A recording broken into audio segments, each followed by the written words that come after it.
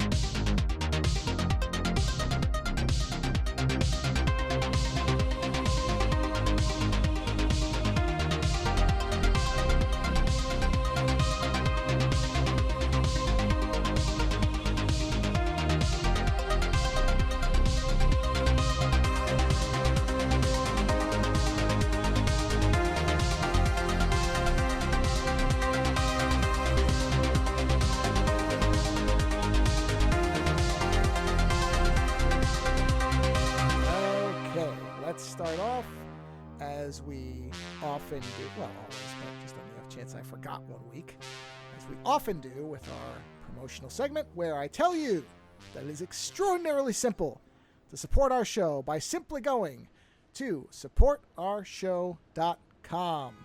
Everything you need to know is right there. And one note on the YouTube version of the double feature.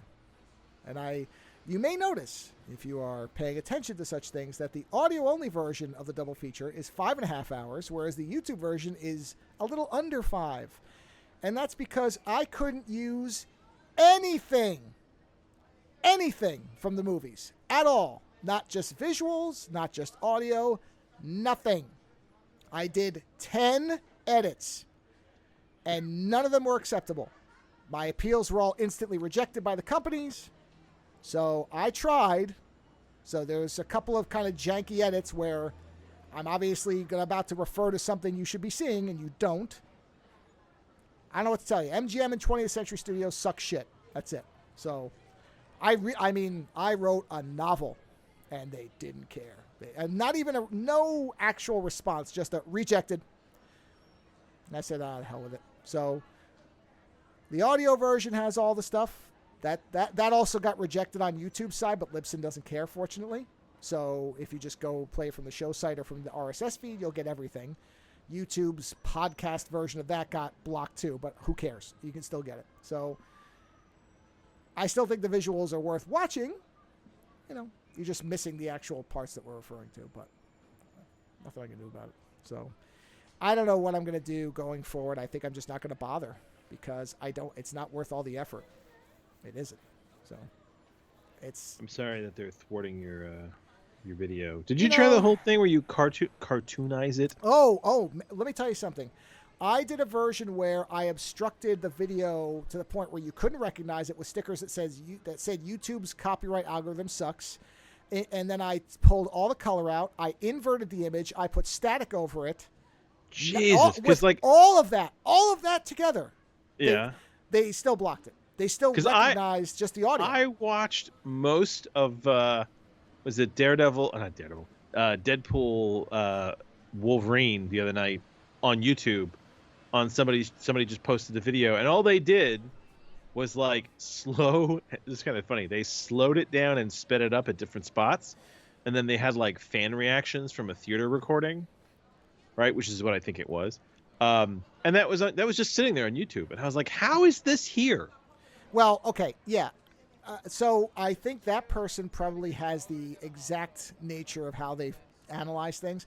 I even tried one thing where I took the video, or I took the audio, and I put random Predator sound effects in it, and I chopped parts out, and it still blocked it. And at that point, I thought, okay, there's probably, and I'm going to look around. There may be something where somebody has a automatic effect you can put on that will do it. Yeah. But I literally, each of these edits would take an hour or two. And I'm like, I'm spending 5, 6, 7 hours on something and not to make it about money, but I'm not making any money from this. In fact, I'm trying to drive revenue to these fucking companies, and they're just won't let me do anything. And I finally got to the point I'm like, this is not worth my time anymore. So the audio version has everything, and you will hear what's missing. And the video version just doesn't, it mostly works well enough it doesn't matter, which is good. Where it's not like, because we're describing what we're talking about. So it's not as if we play something and say, boy, I'll tell you, the thing about that is, well, there's no point in talking about it. You saw it, so we're just going to keep going. We never do that, because that would be really bad. So we're talking about the things we like. Curiosity, like if you were sitting in front of a giant TV screen and you were just talking while the movie played behind you, would that set off their... I think if it's clear, yes. Okay. I think if they can... well, the thing about that is then... But there's no point in doing that because... no, I'm just trying to gauge the degree If there was no audio and it wasn't crystal clear, I believe it would be fine. Yes. Because that would be considered transformative because it's our audio, none of the movie's audio, and the movie would be slightly blurred because it'd be behind us. Yeah. Right? Yeah. I mean, even Mystery Science Theater, I think, has to get permission for the stuff they're doing. Yes, they do. So... Yeah. But like I said, the thing that drives me crazy about it is, I know you're not making any money. It's actually on their behalf, and yes, and no reasonable person could look at what we're doing and see it as actual copyright. But this is the blanket effect. They say no because you set something off in their algorithm, exactly. And by and large, their algorithm avoids. You set the net out. You catch some good things, you catch some bad things. Yeah. So they caught you along with a bunch of other people that were doing something nefarious. And it's very clear they didn't read what I wrote. Very clear. So, yeah. Well, lucky for like you, there is an audio version that you can listen to. Yeah. That's one of the reasons I've never had a problem with this type of thing through Libsyn, which I'm somewhat surprised by. But either they just don't care or they're really looking for real copyright infringement and they have something that can tell the difference. I have never, of course this might be jinxing it, but I don't believe in that type of crap, so it doesn't matter. And the entire time we've had this show, nothing has ever come back where they've said, hey, you have to take that down. Nothing. And we played music without permission and stuff in the early days. I mean, we were pulling full songs for the openings and we've played long clips. I mean, the one from I saw the TV Glow was 9 minutes, something like that. Oh yeah, you know what? That's a really good point. Yeah, it's long. That completely missed the fact that that is really long. Yeah, right. And we've never had a problem. I've never gotten a single message, nothing. Oh, I'm not talking about. No, I think it's because don't call down the thunder. I guess. No. I think that. I think audio, I think it's more that they don't care about audio. Like if I were to play the entirety of a Rolling Stones album front to back, let's say at the beginning, get ready to hear something great. And then at the end I said, wasn't that great? And that was the whole show. Do I think that would trigger something? Yes, I think that would. I think though that they are aware that if you're not doing something that is a front to back replay at pure quality, I think they're wisely not caring. Which they shouldn't be. So I just think it's a different thing when it's all audio, is that they're aware that if it's not music, well, you can't really, nobody is going to listen to a movie instead of watching it. And even so, we don't play the whole movie. So it's a different thing. But even what we ran into on YouTube is just, it's indefensible. It's ridiculous. And it's just stupid.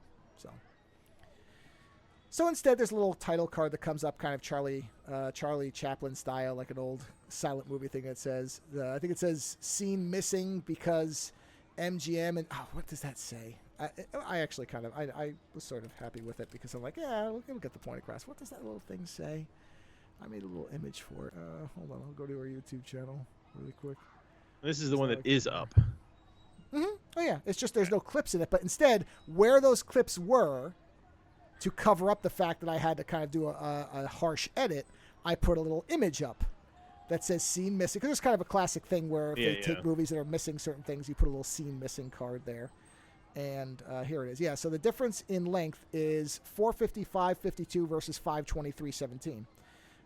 Now, the weird part is, even though it's blocked, you know what? Actually, I meant to. This is an interesting question for you. Yeah.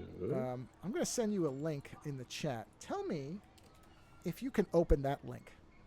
I'm really curious about this. I have to find this now. I just put it in there. This is all right. Thrilling for people who are listening, by the way. But it is open. The video is unavailable. okay. That's what I thought would happen. All right. That's right. Yeah. That was my suspicion. Fox has told you to fuck off. Yeah. Yeah, that's what I thought. Oh, here it is. So, scene missing because MGM and 20th Century Studios are run by morons, in bold, who think blocking videos from using footage in an effort to get more people to see their films is a good idea. No exaggeration, this is my 10th edit of this video trying to avoid their blatant ignorance of fair use. I give up. Sorry. I tried. So, yeah, that's what I had to put in there. The rest is up. So, yeah, I had a hunch that it wouldn't work. So, I'm just going to go ahead and delete that video out because there's no point in leaving it there if nobody else but me can see it. I don't care. Delete. Bye. Okay. So this is kind of the problem with video. Yeah. You know, I mean, you were saying to me at one point that like you have to be careful about what's in the background of your image and things like that. You know, it was funny the other day. I was contemplating doing like posting the audio for my books. And just doing like my own audiobooks and like posting them on YouTube. Sure.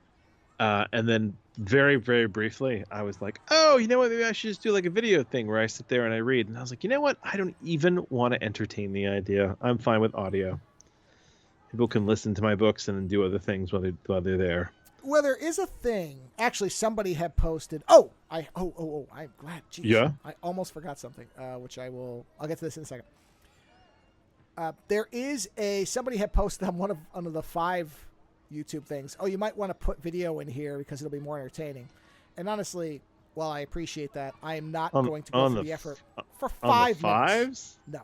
I mean, it would be super easy, but it'd also make it kind of super annoying. No. It's not super easy because YouTube has no mechanism that I can find. If anybody knows of one, please tell me.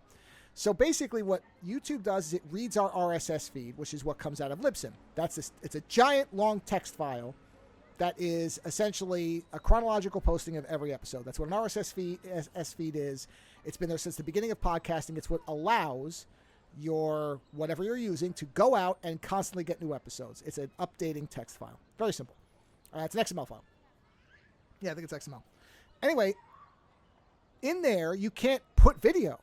So I would have to go to every single 5 and create video for it and then re-upload it with the 5 audio to every single one. I'm not doing that. It's not worth it for 5 minutes. I'm sorry, it isn't. It's just not. If YouTube had some way to say, oh, on all these videos, use this as your background video, yeah, I would create something that was just kind of animated and, whatever. Or if it could pop up like transcription or something like that, sure, I would do something like that. But I'm not going to do it on every single one.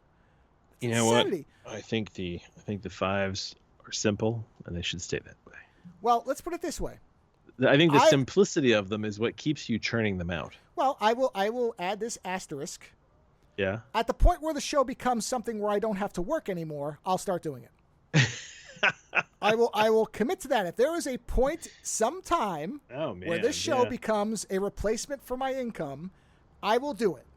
Because then I'll have the time. And it will be a full-time thing, and then I'll be happy to. As it is now, where the show, I'm paying for it, I am the government subsidizing the show.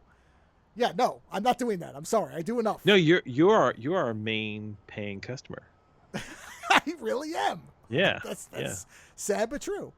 But I did want to say because we got an email from one of our listeners who hope it's from a female. I don't know whether this person wants me to say their name because they have some kind of Hollywoodish background. So I'm going to keep things vague. So why are they emailing us? Well, because I'll just read the email here. Go ahead, yeah. So here you go. Hello, Joe. It is so funny how things transpire in life. I was thinking that I need to watch Cop, which I reviewed in our last. Oh yeah, the the last woods. episode Yeah, before. yeah. So that it's been a few years since I've seen it. If you can find the review by Siskel and Ebert, it is truly a great review. I think that Siskel said something like it makes Dirty Harry seem like a pacifist. The first time I saw it was at a showcase at a college, and James B. Harris was there. He used to be Stanley Kubrick's producer until Kubrick left to move to England and work on Dr. Strangelove. According to James B. Harris, he didn't think that they should make it into a comedy. He said that was the biggest mistake of his life. The movie Cop, this is referring to Dr. Strangelove, not Cop. Yeah. Cop is not a comedy.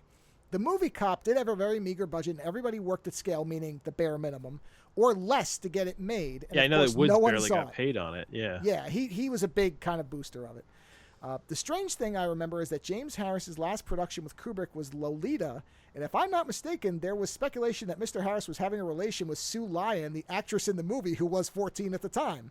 I'm not sure if it was true or not, ellipses, but it is Hollywood. This is one of I know. This is one of the films I recommend to everyone that asks me what they should watch. I don't know if I would ever... What, Lolita? No, not Lolita. Oh. I don't know if I ever recommended this one to you. If you want to see another movie that has a good budget but literally no one saw, check out The Assignment with Aidan Quinn and Donald Sutherland. I've heard of that movie, but I haven't seen it. Oh, wait a minute. I think You may have seen it. I think the last count of people that actually saw it was 10. All right, hold on. The Assignment. As an ender here, another is a French film. What year is it? 90... Doesn't have a year, so I don't know. Just Aidan Quinn and Donald Sutherland. Another film is a French film called A Prophet. These are the ones I tell everyone to check out. I hope you enjoy. Well, thank you. So A Prophet. Oh, wait a minute. I think I know that one too. I don't think I've seen either of these. I think I've heard of them both. French hold on. film. The Prophet one especially sounds really familiar to me. It does. Un Prophète is probably the French name. Yes. A delinquent Muslim man struggles to get by in prison until he's taken under the wing of a powerful mob boss, but his gradual rise through the mob's rank brings him in conflict with his mentor. Ooh, it sounds interesting.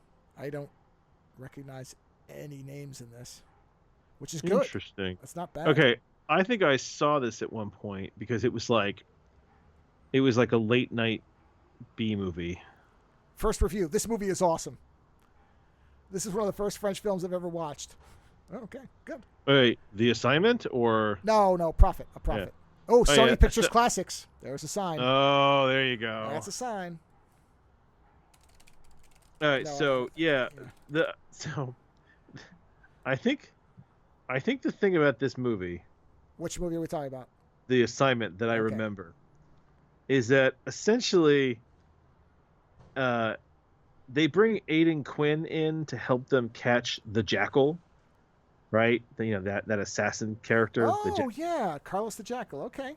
Yeah, and the thing is that when Aidan Quinn is playing the Jackal, they basically has long hair, it's just kind of funny. Like when you see him dressed up, he's supposed to be playing both parts. So when you see him as the Jackal, it's almost kind of, it's almost kind of. Well, because I see him. That's great. Yeah, there you go. Oh no. Oh, I like it. You know what he looks like? He looks like Cuervo Jones. But I vaguely remember that those. What do you call it? I vaguely remember that they were costumes. That he was always trying to look different. Well, isn't that what the Jackal was? What do you call it? Movie? Yeah, the Bruce Willis one too. Yeah. So aren't they based off a series of books about the Jackal? Well, supposedly, yeah, it was a real person. But no, I vaguely remember this one, and I just remember it as a middling, espionage. Well, hey, I'd watch it. Yeah, I mean, listen, Aidan Quinn, Donald Sutherland, and Ben Kingsley is a fucking hell of a cast. Yeah, I mean, listen, I like Donald Sutherland a lot, so.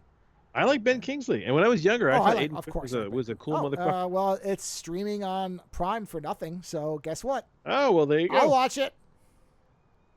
I watched that for no dollars. I'll watch that for no dollars. It's true. Let's see. It's like The Art of War. Remember The Art of War with Wesley Snipes? That came up as if you like this, it was right there. Yeah. And I like Art of War. Yeah, and the thing is, Art of War is not a great movie, but there is a few sequences in that movie that I'll never forget. And one fight between is Michael Bay and Wesley Snipes, right? Yes. Yeah, the end fight with the two of them is really well done. some of the fight choreography. They just, even if it's like by today's standards, we were like, well, it's not that cool. I do like the way they made it look. Sure. Yeah, Well, Wesley Profit is Snipes only always had $3.60, so I'd rent that. I'd rent that for the $3.60. Wesley Snipes always had really good fight choreography in his movies. That's because he was good at martial arts. It helps. You know, Helps yeah. when you can be like, yeah, I don't. That's not how a punch works. Here, let me show you. Yeah, there you go. I love it. The review, the other side of Aidan Quinn. Oh. What's that mean? He flipped over? No, I think they said. I think it was more that he was more. What was it? He was more grim. He's more gritty. I don't know. Okay. Sure. Anyway, You had an opener? no, I well, I had something to talk about, but yes, I'm always good. mystified when people email the show. Well, this person is, like I said, I don't know if this person, because this is the one who told us the Gary Busey story. Remember that one? Oh You see what yeah, I'm that was saying? a good story. I'm keeping things vague because there may be a treasure trove of stories, and this is the closest I am to being a journalist, where it's like, you got to protect your sources, man, just in case, On the off chance somehow somebody who knows anything ever listened to the show was like, wait a minute, there were only like 10 people at that party. I don't know. I wanted to mention, I read a book. Did you ever have a book that you're reading and you don't enjoy it, and then all of a sudden the writer does something to you in the book and you go, oh, that's really clever. The Warriors. Remember? Yeah. Oh yeah, that's right. Yeah. The Warriors was like a halfway book. There is a series by David Drake that I have talked about before. It's the Lieutenant Leary series. It's also called the RCN series, where it's essentially space naval battle. If you like Star Trek, you'll probably like this. It's more military, though. Yes, I've talked to you before. And essentially, the RCN is almost like the British, and then they're going up against the Alliance of Planets, which is basically like the French under Napoleon Bonaparte or something like that, right? They aren't called the British and the French, but that's essentially to some degree how he plays them. They're the analogs of those. Yeah, those are the analogs, but they use a lot of he does a lot of cool naval stuff, and there's a bunch of these books, and I've read almost all of them. No, actually, I've read all of them. I really enjoyed them. I like David Drake. And the thing was, there were 2 books left in the series, and I accidentally read the last one. I read it out of order.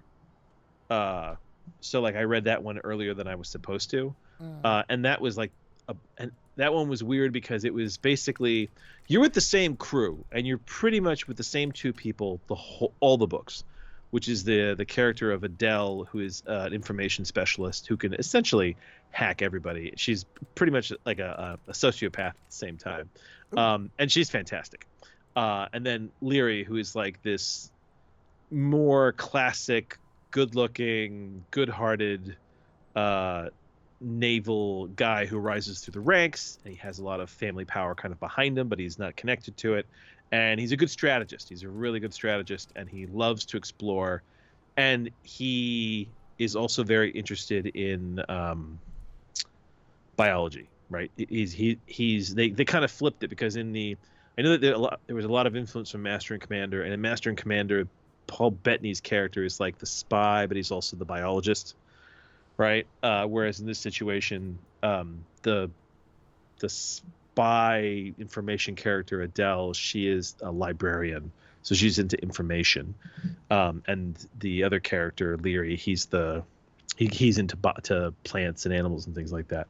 It's a really great series, and as the books go on, you really enjoy the crew. You get to know everybody better and better, and it's fantastic. So the last 2 books he wrote are kind of weird because the very last one is a new person who comes onto the crew, and it's told from his point of view.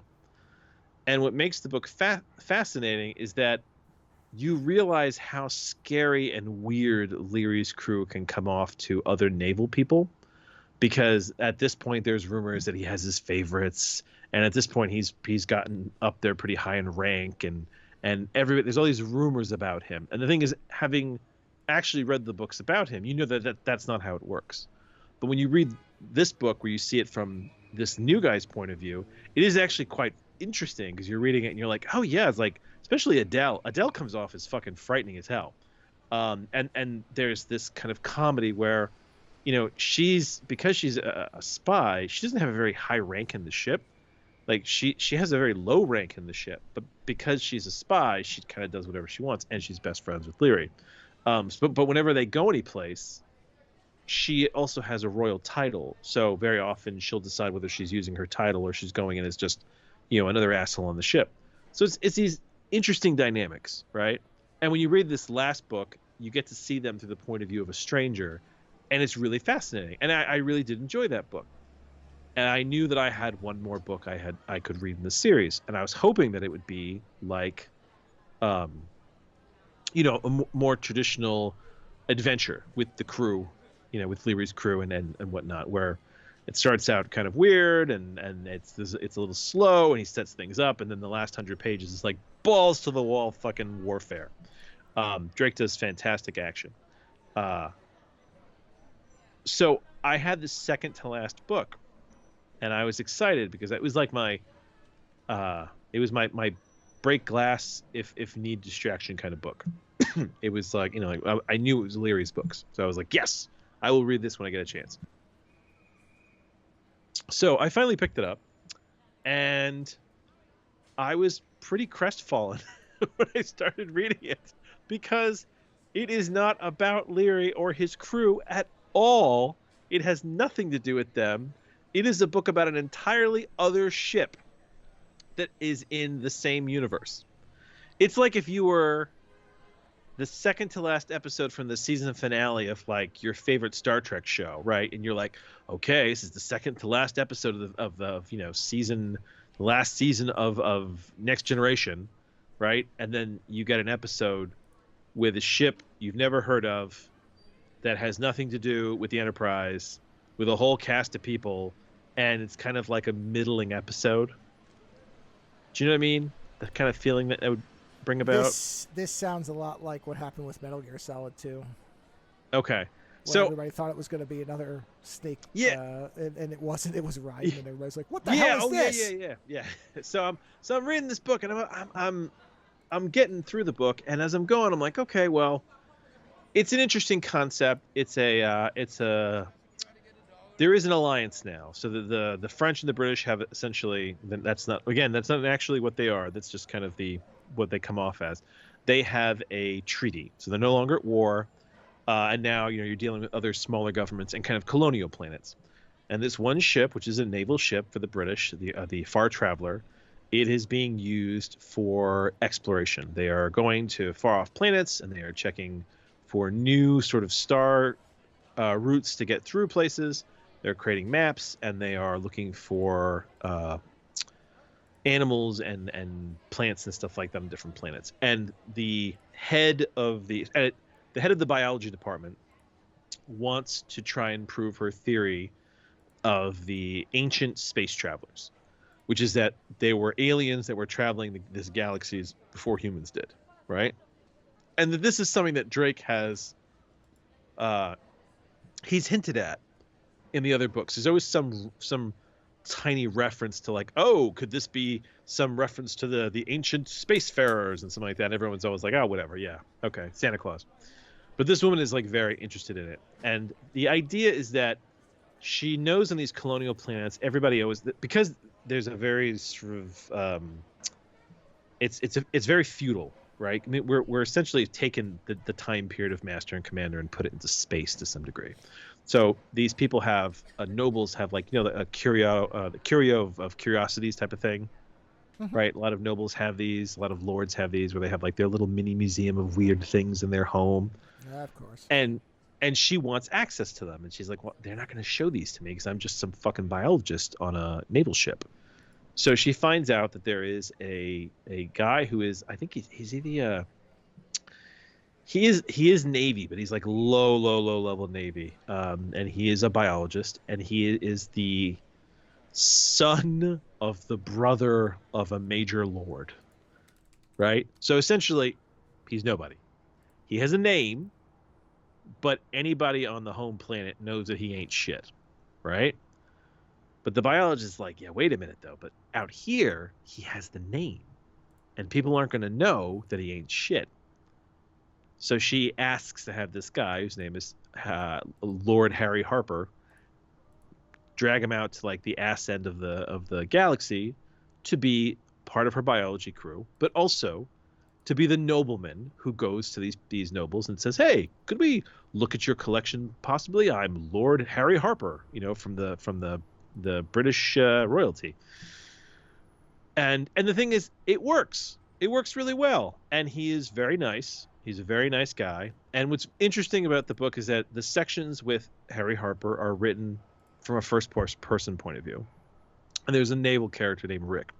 Rick is a very generic character, and this is one of the things. This is where it begins to have like kind of a weakness in the book, which is that Rick is like this very sort of weak character to me. He's very generic military. He's a nice guy. He does his job. He's good under stress. And when he lands on a planet, he wants to shag who he can while he can. He's very typical space Navy, right? So he doesn't really bring much to the book, but he helps Lord Harper understand what the fuck's going on. And he's good, I suppose, if you were a first-time reader, to understand what the hell's going on one of these ships, right? So he's the insight into the life of the Space Navy. Beyond that, his scenes are kind of generic. But he's good in the sense that he kind of provides you, like I said, with information. So the whole book is just these people popping from different planets and kind of going after things and discovering little things about the ancient spacefarers. And like it's really not that amazing.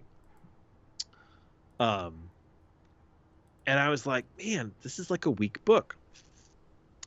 But then at one point, finally towards the end, one of the guy Rick gets they're on a planet that has essentially a treaty with the French. But there's two different governments that are kind of vying for this colonial planet. And there's kind of like a quiet pull for power. So one of the groups who doesn't want the French there kidnaps the generic Rick character, basically hoping that it will put pressure on the French to get some of their men released that have been captured. Because the French don't want to break the treaty. They don't want to have British soldiers die and have it be their fault, right? But the French don't give a shit. They're not going to do anything about it. Neither are the people that work for them there. And the crew of the Far Traveler are kind of left going, well, we're going to have to figure this out. And Rick is Harry Harper's friend. So Harper has this whole sequence where the crew basically know they need to do something, but they can't do it through the captain because the captain is very kind of straightforward and wants to go through channels, and they know that they need to find their man because the French are going to get him back. So they come to Harper. Not because Harper is the smartest man there, because people will talk to Harper. He's Lord Harper. He's very nice, and he's very gentlemanly. So he basically gets in front of these naval guys and acts as their go-between. All these people they want to question, and he wants to get his friend back, so he's all for it. And this whole scenario basically rolls out where they essentially end up accidentally kidnapping the daughter of the guy who is essentially running the kidnapping on their guy Rick, right?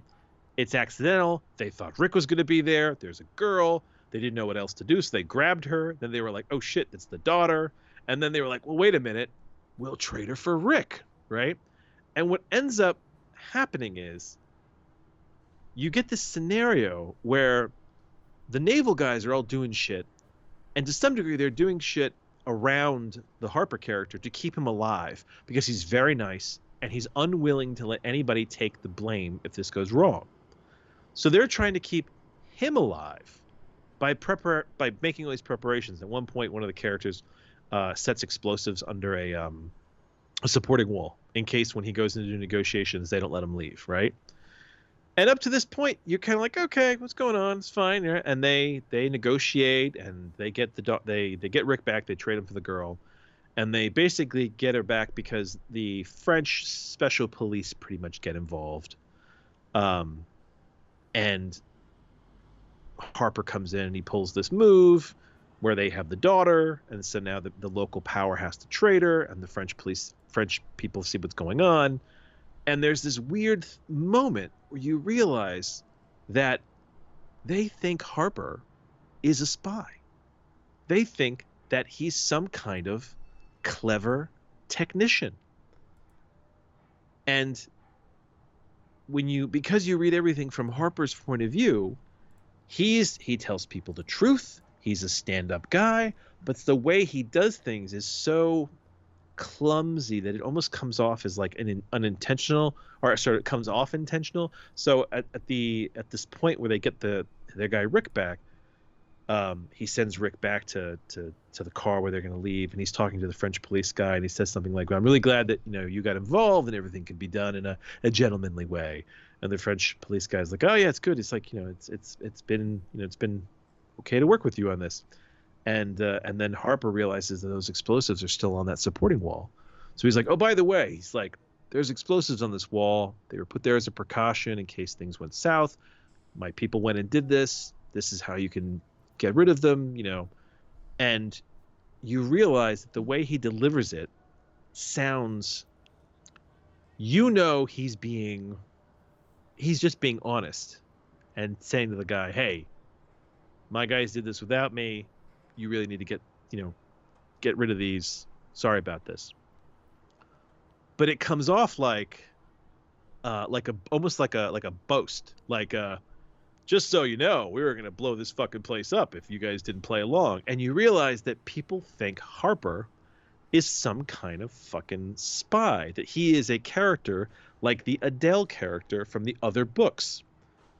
Because Adele is basically the humble ship communicator. I mean, she's essentially a Uhura, right? That's her cover, right? Or Sure. she tells people she's a librarian. But in the end, she's the spy on the ship. She hacks everybody. She shoots everybody. She's a badass. You don't want to fuck with her. But she comes off as I'm just a librarian. I just handle the communications. And so when this guy's talking to Harper, you realize that they think Harper is a spy. And even when he's walking away, the French guy says, "Hey, what exactly is your position on the Far Traveler, which is a naval ship?" He's like, "Oh, I'm just a biologist."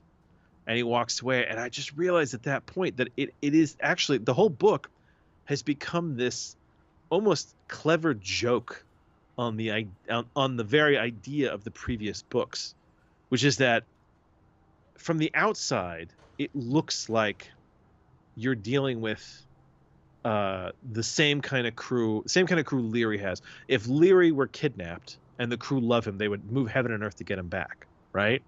And Adele, who's his best friend, would move heaven and hell to get him back, right? But in this book, they lose this guy Rick. Everybody wants Rick back. The crew's all doing shit kind of on their own. Harper's the face man and all this, and Harper comes off to the enemies like he's the tactician, like he's got the moves, what's going on. And so it's funny because it almost becomes this like meta joke on the very books that have made the whole series up to that moment. You know what I mean? Like where it's not played as a comedy.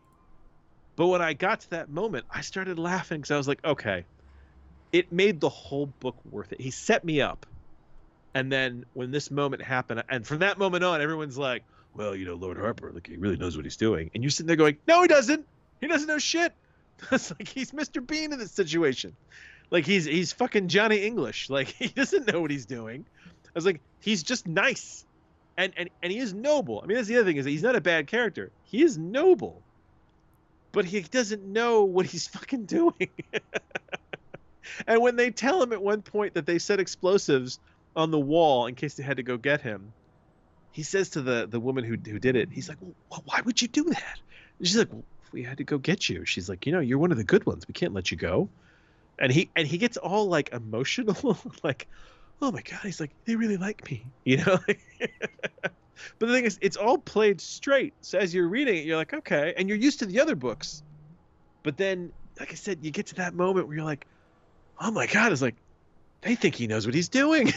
So the book shifted like that, and the moment he did that, it went from being annoying that it wasn't another adventure with the Leary crew to being actually a hilarious statement on that kind of crew, that kind of book.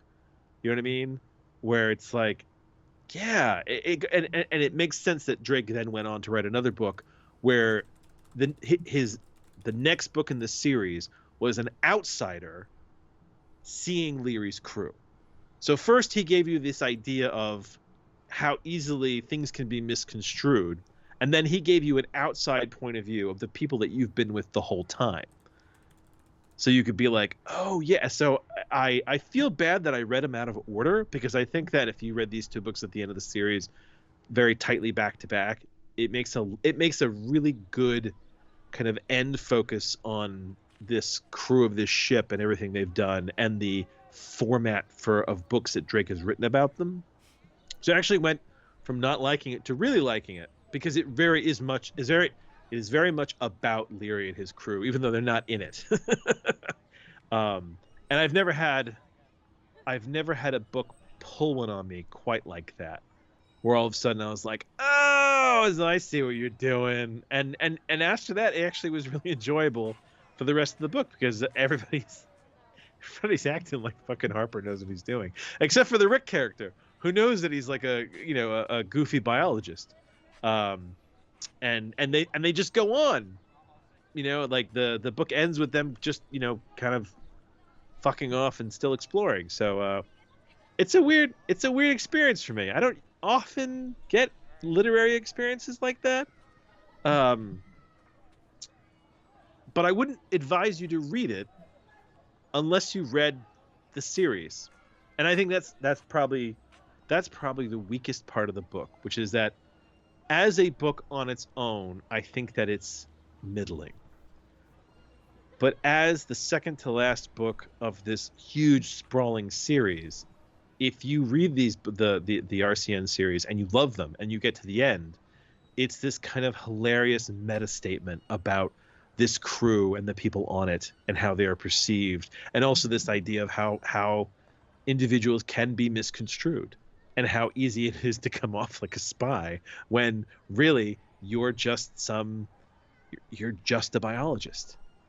Like, once people get this idea in their head, nothing you can say, because after that he starts saying stuff, and the character hasn't changed at all. He is still doing everything he did through the whole book. He's not a physically superior specimen at one point when they go in to do the operation to get the character Rick out. He is essentially carrying the gear for the tactical woman who's killing everybody. Like, he won't let her go in alone, because he's like, it's uncouth for you to go in there, a woman on her own. He's like, I'll come with you, right? But essentially, she just uses him as like a rolling backpack. She's like, okay, carry my guns, carry the grenades. She's like, follow me, right? And he's like, nobody else can come in. It'll just the two of us, because it would be wrong to put anyone else in danger. So she's killing everybody, and he's just carrying the weapons. And that is the Harper character. But then you get to the end and the character hasn't changed at all, but suddenly you start to see how each of his statements can be conceived as being, spyish, and suddenly you see people responding and you're like, no, like, Jesus, that's not how he said it. And because you're in his head, you can see him being honest and being this dork. And then people responding like, "Oh yeah, well yeah, you're the quote unquote biologist on the ship, okay, Lord Harper, yeah, okay, wink wink." So I wouldn't tell anyone to read this book on its own, but as a second to last book of a series, a beloved series about a crew, I think it's fantastic. And I don't know of any other book I've read that's like that, where it's weak on its own, but as a supportive text, it's fantastic. I don't know. Do you have any thoughts? Well, that's kind of how I look at the Warriors. It's very similar to except in this case, it's a supportive text for the movie. To the movie, yeah. Yeah, as a companion thing to see what they changed, what's different, what might have actually been. Oh yeah, because you said don't read it on its own. Well, but read it as reading it part on of its own, yeah. you have to get through the first half, and you have to get to that second half. Yeah. But there is almost its own movie in that second half, where it's the one who gets isolated. The guy in the tunnel. Yeah. Yeah, I could see a whole movie where there's only let's say it's a 90-minute movie, and the first 15 to 20 is them, escaping from the big thing, and then the one kid gets separated, and then the bulk of the middle is just him in that tunnel, and the psychological stuff that he goes through. Yeah, and you thinking that he's gonna maybe break free from all this, and then him right. quickly, yes, going back. And the last 10 minutes is understanding that no, there is no escaping from this world for this person. Yeah, I mean, I can visualize the movie. It's a completely different thing than what we got, but that's where. Oh yeah. Especially if you love the movie, to read this is so fascinating because. Yeah, and that's it's a farcical. I mean, the book I read, it's a farcical commentary about the rest of the series. Sure. But I love Drake. Drake is probably my top 5 favorite writers. He wrote a lot of shit, and Drake is not deep. It's not deep fiction, but his action is just so good. His Hammer Slammer series is so ridiculous in name, and yet it's such a cool series. If a good thing to start with Drake is Rollin' Hot. It's one of his short stories. If you don't like Rollin' Hot, then you will not like what do you call it? You won't like Drake. Yeah, you won't really, because that Rolling Hot is, I think it's one of his better short stories, and it pretty much sums up Drake. Which to set it up for you, it is in the world of Hammer Slammers, they are a mercenary unit that goes across the galaxy selling themselves off, and they are known for their hover tanks. They have these superior hover tanks, and that can basically go anywhere. I love those fucking tanks, man. And they show up, and they just they're better trained than most of the people they're dealing with, and they have no interest in what's going on. They come in, they do the fight, and they get the fuck out.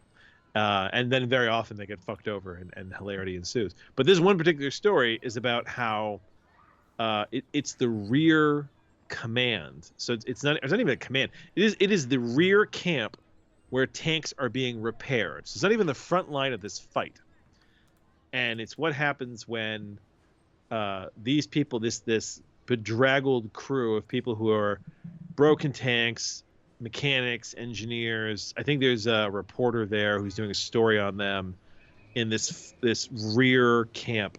And it's what happens when the front line suddenly shifts and it's right on top of them, and how they then have to move to not be destroyed. And it's like kind of a little bit of a slow start, and then once it goes, the title is perfect for it, because once the story starts rolling, it is just balls to the wall action, and it at times vicious and gruesome, but I dare call it an exhilarating short story.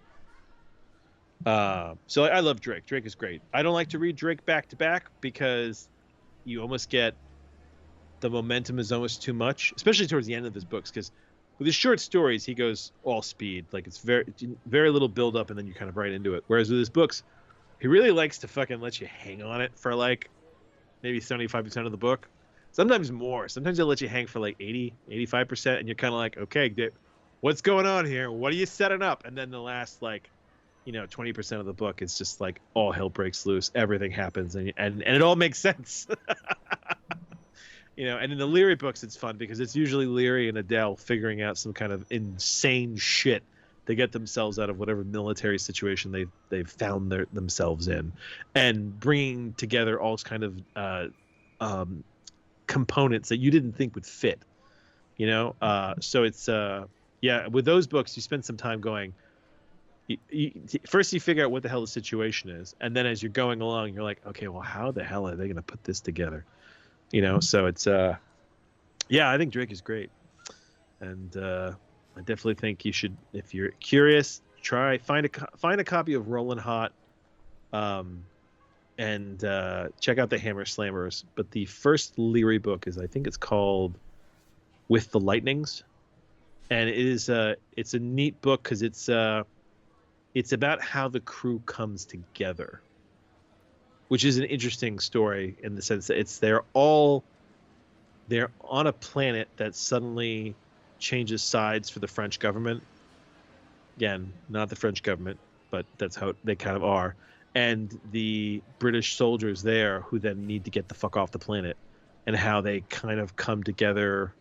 All the different characters kind of come together to form a crew to then steal a ship and get off world, and all the shit that goes on. So like it's very different from the other ones because like they're behind enemy lines. They don't know what the fuck's going on. They steal a ship that's not even British Navy. Like it's all this shit like that. But it's really good because it's them trying to get away and then cover their ass so they can get out of there.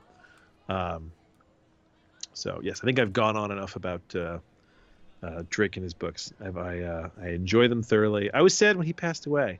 Did you hate that? You find out like an author you really love. Like I'm waiting for Gibson to die any day. Oh man, you know what? The news about Lynch. Lynch has got emphysema. Yeah. You know, and I was reading a thing with him where he was saying, you know, I knew smoking was bad, but you know, it was part of the scene, and I really enjoyed it, and I just kept doing it. Yeah, he's basically said because COVID's around, he can't risk going outside because it's so bad. He said he can't walk like 10 feet without being out of breath, and so his fear is that he'll get COVID and just die. So he said basically he's not going to be able to direct unless he could do it remotely somehow, which the only thing is he might do animation. He could do that probably without having to... oh, man, an animated Lynch movie. That would be horrific. An animated Lynch movie about being stuck inside from emphysema? Or the in general, or, you know, well, no, I know. I mean, I like his animation, but yeah, that was. I mean, it's not a surprise. It's not a surprise because that's the thing. He's. My wife said, because when I was telling her, she's like, yeah, you know, when we've watched the behind the scenes stuff or anything with him, he's never without a cigarette, and he isn't. Cigarettes and coffee are like his whole life. So. That's what he said. I mean, he's like, you smoke a cigarette, you have a cup of coffee. Yep. You know, and like, and I get that because when I stopped drinking coffee, I realized that outside of the caffeine addiction, the physical act of making and drinking a cup of coffee, there's like this, the ceremony of it. Hate not really being able to drink as much coffee as I used to. Yeah, there's a ceremony to it. You make it, then you sit, you drink, and it's just great. Yeah. I don't have that. I don't have that anymore. I have a different ceremony now, which is that coffee's become my oh shit tool. So when something's happened where I haven't slept and I have shit to do, I drink coffee, but I'm only allowed to do it like maybe like once or twice a week at most. I tend to only do it once every like 2 to 3 weeks at this point. But what's nice is because I don't drink coffee, when I actually do drink coffee, that shit comes on like cocaine. Sure. Yeah, suddenly I'm like, whoa, I'm suddenly wide awake. It's like the act of not doing the thing makes the thing better, which makes you want to do the thing more. But not doing the thing is what makes it as good as it is, right? Such a weird conundrum. Yeah, there's some... might have been 30 Rock has this one-off little skit where it cuts to writers who've written some kind of bizarre and like nutso thing, and the two of them are bouncing ideas off, and he's like, yeah, no, this is going to be a great movie. He's like, and then he's like, yeah, I can't believe how much writing we've gotten. And he's like, yeah, we got all these ideas. Isn't it great that we get so much done on cocaine? And it's just like, that's the joke. It's like, yeah, of course. You know. No, and I listen. I've never, nor do I never feel the need. No. I know what I'm saying, but like when I was younger. So when I was younger, I had really bad. What do you call it? Jesus Christ, I can't remember the word now. No, not narcolepsy. Apathy. You know, I'm beginning to think that all the plastic in my brain is fucking making me forget the names of things. What do you call it? I couldn't sleep in my youth. Oh, insomnia. Yeah, I had really awful insomnia. And because I come from a family that doesn't really believe in mental illness, they didn't really do anything about it. Their solution was just go to sleep, you know, and you're like, I can't sleep, right? I just cannot. And this started when I was a kid. Here, put this plastic bag over your head, and once you fall asleep, we'll take it off. Yeah, exactly. So somebody said to me, he's like, well, it's a good thing you only had insomnia. Could you imagine if you were been schizophrenic? And I was like, oh, Jesus, yeah, that would have been terrible. Stop being crazy. You know, that would have been the solution. So I had really bad insomnia. And in high school, I hated coffee at that point because I just could not adapt to the flavor of it. I just fucking hated it. And around this time, my mother was a long distance runner, and she used to get this stuff from the vitamin shop called Up Your Gas, that was essentially a pilled form of epinephrine, right? And which is illegal now, right? I mean, you can't just get that over the counter now anymore. Probably. Yeah, and so is it epinephrine? Or they've swapped it out with a different ingredient that isn't. Yeah, it was either was it epinephrine or was it what was it? I think it is epinephrine. I think it was okay. I can't remember the exact name. I think it was epinephrine, but it was a central nervous system stimulant, right? A powerful one. Yeah. My mother used to take this stuff only when she was doing like long distance races, right? Which I understand. She was basically raising 3 kids on her own, and she was trying to be a runner on the side. Yeah, it was fucking hard. But I used to take this stuff because I'd have intense insomnia, and I would take this stuff so I could manage school. And yeah, let me tell you, when you're fucking falling apart and you're so tired, and then all of a sudden it feels like you've been hit by a lightning bolt from the gods, and you're like awake and you know what's going on and everything's cool, and the thing is, like, I actually did get a ton of writing done on that stuff. I got schoolwork done. I managed to stay awake in class and be involved. Oh, I'm sure it works. It's fantastic. Yeah. And then you get to college and they're like, oh yeah, that stuff's bad for you. We've made it illegal. And you're like, fuck, I took that stuff all the time. So yeah, I remember at one point cocaine was offered to me, and I remember saying, no, I can't take that. And they were like, why? And I was like, because I'll probably like it. And when you know that you're going to like something, walk away. Right? Just walk away. Especially something that has that level of like addiction. I wouldn't say I'm proud of a lot of things I've done, but there are a few things I am proud of myself having the self-control for. And one of them is of having been offered, and actually at this point probably offered more than once, cocaine, and been like, no, I'm good. You enjoy yourself. Yeah. I'm good. Just walking away. Because it's especially as a writer, and this idea of I drank so much caffeine. I drank so much caffeine that my body was like, stop. Because listen, it gets your brain going. And then you get just to be creative all night long and through the morning till you fall over dead. Being creative, it's great. I love it. But now I only have it for when I really need it, which is funny because it's usually not when it's not ever doing anything creative. It's usually me in a car, which I was saying to my wife, is like, this is very funny that I'll drink coffee, especially when I'm driving like a long distance, because you need to stay. And I get suddenly like wide awake and super creative and have lots of ideas, and I'm trapped in a fucking car. It's very funny. Yeah, there's a downside to that. Yeah, there is. But it's the whole. Yeah, it's I like having it now as like a tool that, like, when I have when I have a minor bout of insomnia and I have a bad night, I like knowing that I'm not going to have to suffer the next day, that I can just make it through. So yeah, stimulants, man. Yeah, good and bad. Did you know the story about when cocaine was first brought to England from the from the colonies, right? And they were like experimenting with it, trying to figure out like what they could do with it. And the first guy who like synthesized it to like, I don't know if he drank it or what happened. He was an older guy. He drank it, and then he went on like a 10-mile hike. And he was like, this thing is a game changer. This is amazing. This is the answer to all our issues with aging. And that's the thing. There was a time period in England, I think it was like probably Victorian England, where like cocaine was everywhere. They put that shit in drinks for kids. You know what I mean? Until someone was like, "Oh, this is actually really bad." I wonder what was the moment they when did they suddenly realize? I'm gonna look this up. That having cocaine in everything was bad. Let's see. When did the British? Well, I just looked up. When did they realize cocaine was bad? Oh, what does it say? Let's see.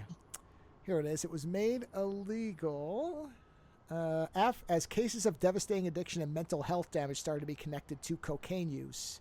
What year, though? I'm looking for the actual year. Hold on. 1914 1980 is when the law was passed. So 1914. So figure within Right. 2 or 3 years. Yeah. before that. And I'm pretty sure cocaine came to the British in like the 1600s. When did cocaine? Oh, Freud was like, I made a mistake. Yeah. Let's see. When did cocaine come to England? It doesn't say. Yeah. Cocaine, the Victorian wonder drug. There you go. Yeah. The cocaine. But does it say the year it came? Oh, what is it? 19th century, 1884. Young Viennese ophthalmologist. Oh, I'm gonna get this right. Ophthalmologist. Oh, Jesus Christ! It's the AL in the middle. Ophthalmologist. Fuck. Sure. Ophthalmologist. There you go. Ophthalmological. You get the cookie. Named Pharmacological? Carl Kohler discovered that a mild solution of cocaine would, if introduced into the eye, deaden the nerve's sensitivity to pain. News of the discovery spread rapidly through Europe and America, provoking ecstatic reactions from the medical professionals and the public alike. In the first 6 months of 1885, over 60 articles on cocaine appeared in the pages of the British Medical Journal. Let's see. Henry Power of the British Medical Association. I'm reading all this, by the way, from an article on thewelcomecollection.org. Henry Power of the British Medical Association wrote that in the discovery of cocaine, a new era seems to have dawned. The doctor and journalist Alfred Crespi described cocaine as, quote, a discovery to captivate the imagination of mankind. For the Scotsman newspaper, the new drug seemed to be an almost literal godsend. Quote, Christ, it wrote, is the patron of infirmaries, hospitals, and homes, and cocaine is one of the blessed instruments of his pain-removing mission. Man. Oh, jeez. Okay. That's hilarious. Yeah, so it is Was fascinating. that Yeah. cocaine, the Victorian wonder drug? Cocaine, the Victorian just wonder making drug. sure It's I'm an gonna interesting link read, to yeah. Yeah, Welcome Collection, Cocaine, the Victorian Wonder Yes. Drug. Welcome And- with 2 L's, otherwise it won't resolve. I figured that. Yeah, and what's fascinating to me is the fact that, like, this is something that I don't teach you in Intro to Psychology. Freud did so much cocaine that, like, his fucking nose practically came off. Well, I'm that's pretty why sure. he had heart problems and nosebleeds, and that's when he was like, you Yeah. know what, this maybe isn't the best thing for me. Yeah, his. Hold on, I want to. Well, most I want to people, look. when they do No, I want. their nose I want to. No, I want to look this up because there's a weird fact about this. I think that he had a. Oh no, there's something I read at some point about Freud having like a septum replacement or something weird like that, because he like snorted so much. That's very possible because it causes a hole. So Yeah. Hold on. Sigmund Freud. Addiction. Cocaine. Let's see. Oh, yeah, there's a PBS article. Here you go. Oh, this is a video. Fuck you, bastards. Oh, there's a transcript. No, I can't read all that. We don't have that much time. Oh, geez, I remember reading about this. He snorted so much coke, and then his nose was corroding from snorting so much coke, and that he had to basically rub cocaine on it because it was in so much pain when he wasn't snorting coke. Oh, jeez. Where is that? Freud's death may have been assisted suicide. His chain smoking led to more than 30 cancer surgeries. Hey, there you go. And he thought cocaine was a miracle drug. Let's see. Yes, he found his digestion improved when he drank water laced with dissolved cocaine. He distributed doses to his friends and future wife and touted the drug's therapeutic benefits in an 1884 paper on coca, which he called a song of praise to his magical substance. However, when Freud gave cocaine to close friend Ernst von Fleischl Marxau, To wean him from his morphine addiction and relieve chronic pain, his friend instead developed a cocaine addiction. With news of other addictions and overdose deaths spreading, Freud stopped advocating cocaine's medical benefits, but continued to use the drug intermittently for migraines, nasal inflammation, and depression until the mid-1890s. But yeah, what is it? Yeah, his nose was corroding. Anyway, yes, it's one of these weird things where it's like when you realize, say if you can't find anything on it, maybe it was a myth, or maybe it wasn't as bad as it was reported. Yeah, Usually stuff read like it, that would be documented somewhere. and the thing is that where I read it was actually a very, it was a good source. I don't remember reading it in like a like a rumor site. It was on The Inquirer. Yeah, exactly. It was a really interesting article about his addiction. And about because the thing is, like you said, you make a hole in your nose when you snort it. I mean, yeah, if you do it enough. And the pain for him was intense, and then the only thing he had for the pain was rubbing more cocaine on it, which is kind of like, yeah. An addiction is terrible. I mean, I have only ever had a severe caffeine addiction in my life, and that was fucking awful. So I can't imagine what some of these other. It goes that whole thing from West Wing where is it the Leo McGarry, the chief of staff says, I'm an alcoholic. And they're like, do you drink? And he's like, no. And he's like, well, how can you still be an alcoholic? And he's like, well, because if I have a drink, I'll just keep drinking. I don't want one drink. I want 10 drinks. Yeah, he's like, I want to drink right now. He's like, I love how. Yeah, because that's the one he fires the girl, and she's like, so you can't even have one drink? He's like, no, the problem is I don't want one drink. Yeah, I want 10 drinks. Yeah. So, yeah, I like the way the show handled that idea. And it goes back to that line. There's people who said, I'm an alcoholic. I'll always be an alcoholic, even if I don't drink for the rest of my life. And I believe that because it's like, you know what? I don't drink coffee anymore, but I'm a coffee drinker. I will be a coffee drinker for the rest of my life. I want coffee. I want all the coffee. I want all the coffee and the Red Bull and the epinephrine. Like, I want the stimulants. I will always want the stimulants. The legal ones, mind you, Right. But I know that I shouldn't because I won't sleep. So it's funny how that is, I wonder what our wonder drug will be. What is our wonder drug right now that, 500 years or 200 years now people will look back and be like, what the fuck were those people thinking? I don't know, Viagra, I guess. Oh, Viagra! They're using Viagra for all sorts of things That's now. What I was gonna say is they're applying it to everything. So my kids the other day, something came up with Viagra where they were like, "Hey, what's Viagra?" And I was like, "It's a drug that regrows your helps." hair." No, I said it helps with your circulation. Yeah. And then I think my wife was like, it can cause you to have erections. And then once they were finished giggling, they were like, "Why?" And I was like, "It's a side effect," which is true. It was discovered as a side effect. No, yeah. No, it's definitely it definitely was a side effect that became the primary effect. And then it became oh man. Yeah, I just wonder what that'll be when I'm always curious about that. Like, cuz we look back 100 years, we look back 500 years and we laugh, right? We're always like, "Oh, those fucking idiots. They believe this." Ha ha ha. Oh, the geishas were putting lead-based, makeups on their face to look like that. Ha, crazy people. Ha. And then, we sit there and we look in the mirror. We're like, we're so enlightened. And I'm always waiting to be like, well, what's the thing that 100 years now? What's our radium? Yeah, what is, yes, exactly. What's our radium? What is the thing that people look back and be like, what the fuck were those people thinking?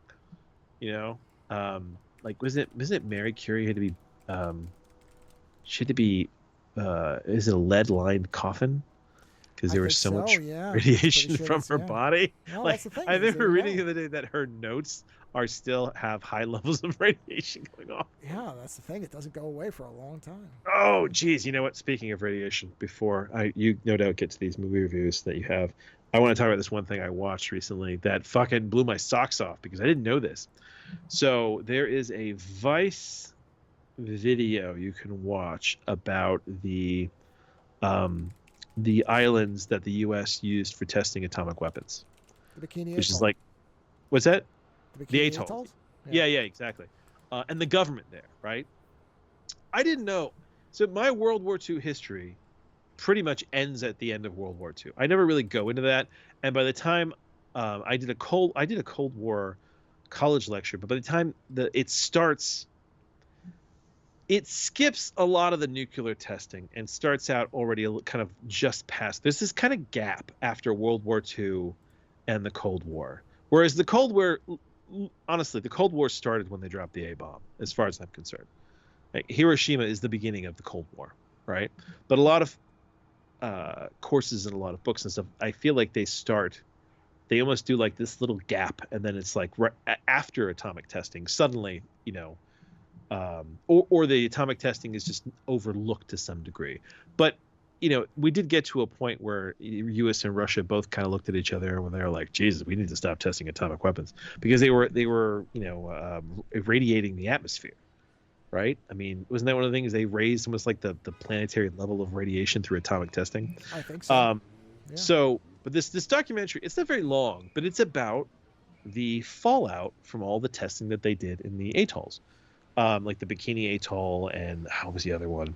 But it's incredibly sad because I didn't know. So apparently there is these 2 craters up there on one of the atolls. You cannot live there. There's a couple of atolls that are completely off limits. The Marshall Islands, that's the ones you're talking about.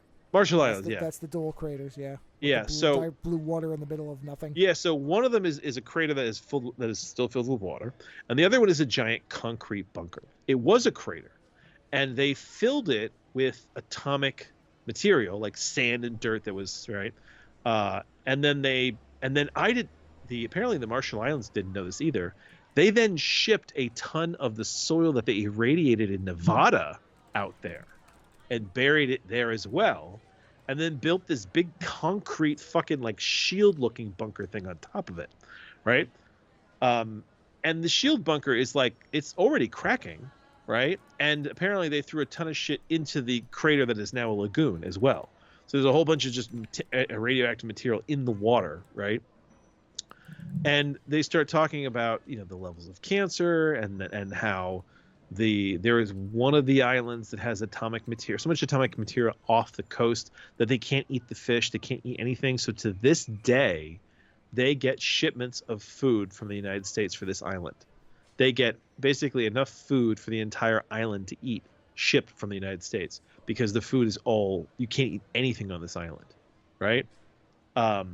It is crazy, and that now with global warming and raising sea levels, these bunkers and these atolls, they aren't as safe as we hope they are, because the water level is rising. So those atomic materials, especially in some of those craters, are now essentially just kind of getting sucked out into the ocean. And that big stone bunker at some point is going to get submerged. I mean, the Marshall Islands aren't going to be there at some point in the near future. I mean, they're what they said, that they're only at 6 feet above sea level, right? It is one of the most recently. It is recently one of the most alarming short pieces of journalism that I've seen. It's only 12 minutes long, but it's like packed with stuff. And then I was, when you go down that rabbit hole where you find something out and you're like, oh shit, I should read about this. And man, it just sucks worse and worse the more you find out. Like, especially for atomic testing and atomic material and the atomic bomb, U.S. did some mean shit. We did mean shit to our allies. Mm-hmm. I mean, for fuck's sake, we bombed ourselves repeatedly. Mm-hmm. Anyone at Operation Plowshare, go look that up. Yeah. Like that, just it's amazing that we got this incredibly powerful and destructive weapon that has a thousands of year lasting effect, and then we proceeded to just fucking hit the button over and over again. Like a lot of kids growing up learned that we dropped a bomb in Hiroshima, we dropped a bomb in Nagasaki, and that's it, right? And you're like, no, we've dropped. What do they say? We've dropped more than, I think it was like 62 atomic weapons. One of the ones we used in the Marshall Islands was like 12 times the size of Hiroshima, right? I mean, this is the whole Godzilla thing. Godzilla's in that fucking crater, man. Let's see, how many atomic bombs has the U.S. dropped for testing? Blood for testing. Because if I say drop, they're gonna be like 2. Holy shit! Well, you could say used against used Oh in my war or god! something is 2. I didn't even know it was that high. Oh, I thought it was like 12,000. No, like 1,200. You're close. Jesus Christ! Was I thought it? it was like I thought it was in the hundreds. The United States has conducted around 1,054 nuclear tests by official counts, including 2 by official counts, by the way. Yeah. Well, That's and the thing is, you have to that number probably isn't as big as it sounds, including 216 atmospheric, underwater, and space tests. I was going to say, actually igniting bombs is... You were like really close. Yeah, but that includes, literally like setting off a charge that's the size of your thumb. So, but the 200 is the real number, is how many like bombs were exploded that could do serious. I mean, don't get me wrong, and, radiation, but... Yeah, and there's so much radiation. I mean, there's always that from the atmospheric stuff, there's a lot of that. Yeah. So, and like, that's just us. Like, how much have other countries done? Of course, yeah. There's lots of secret stuff, of course. There's always secret stuff, yeah. There's tons of it. It was a really interesting little thing I didn't know about the Marshall Islands, and I feel really bad for the Marshall Islands because they were an ally, and we had our bases there, and we just decided to fucking ruin them.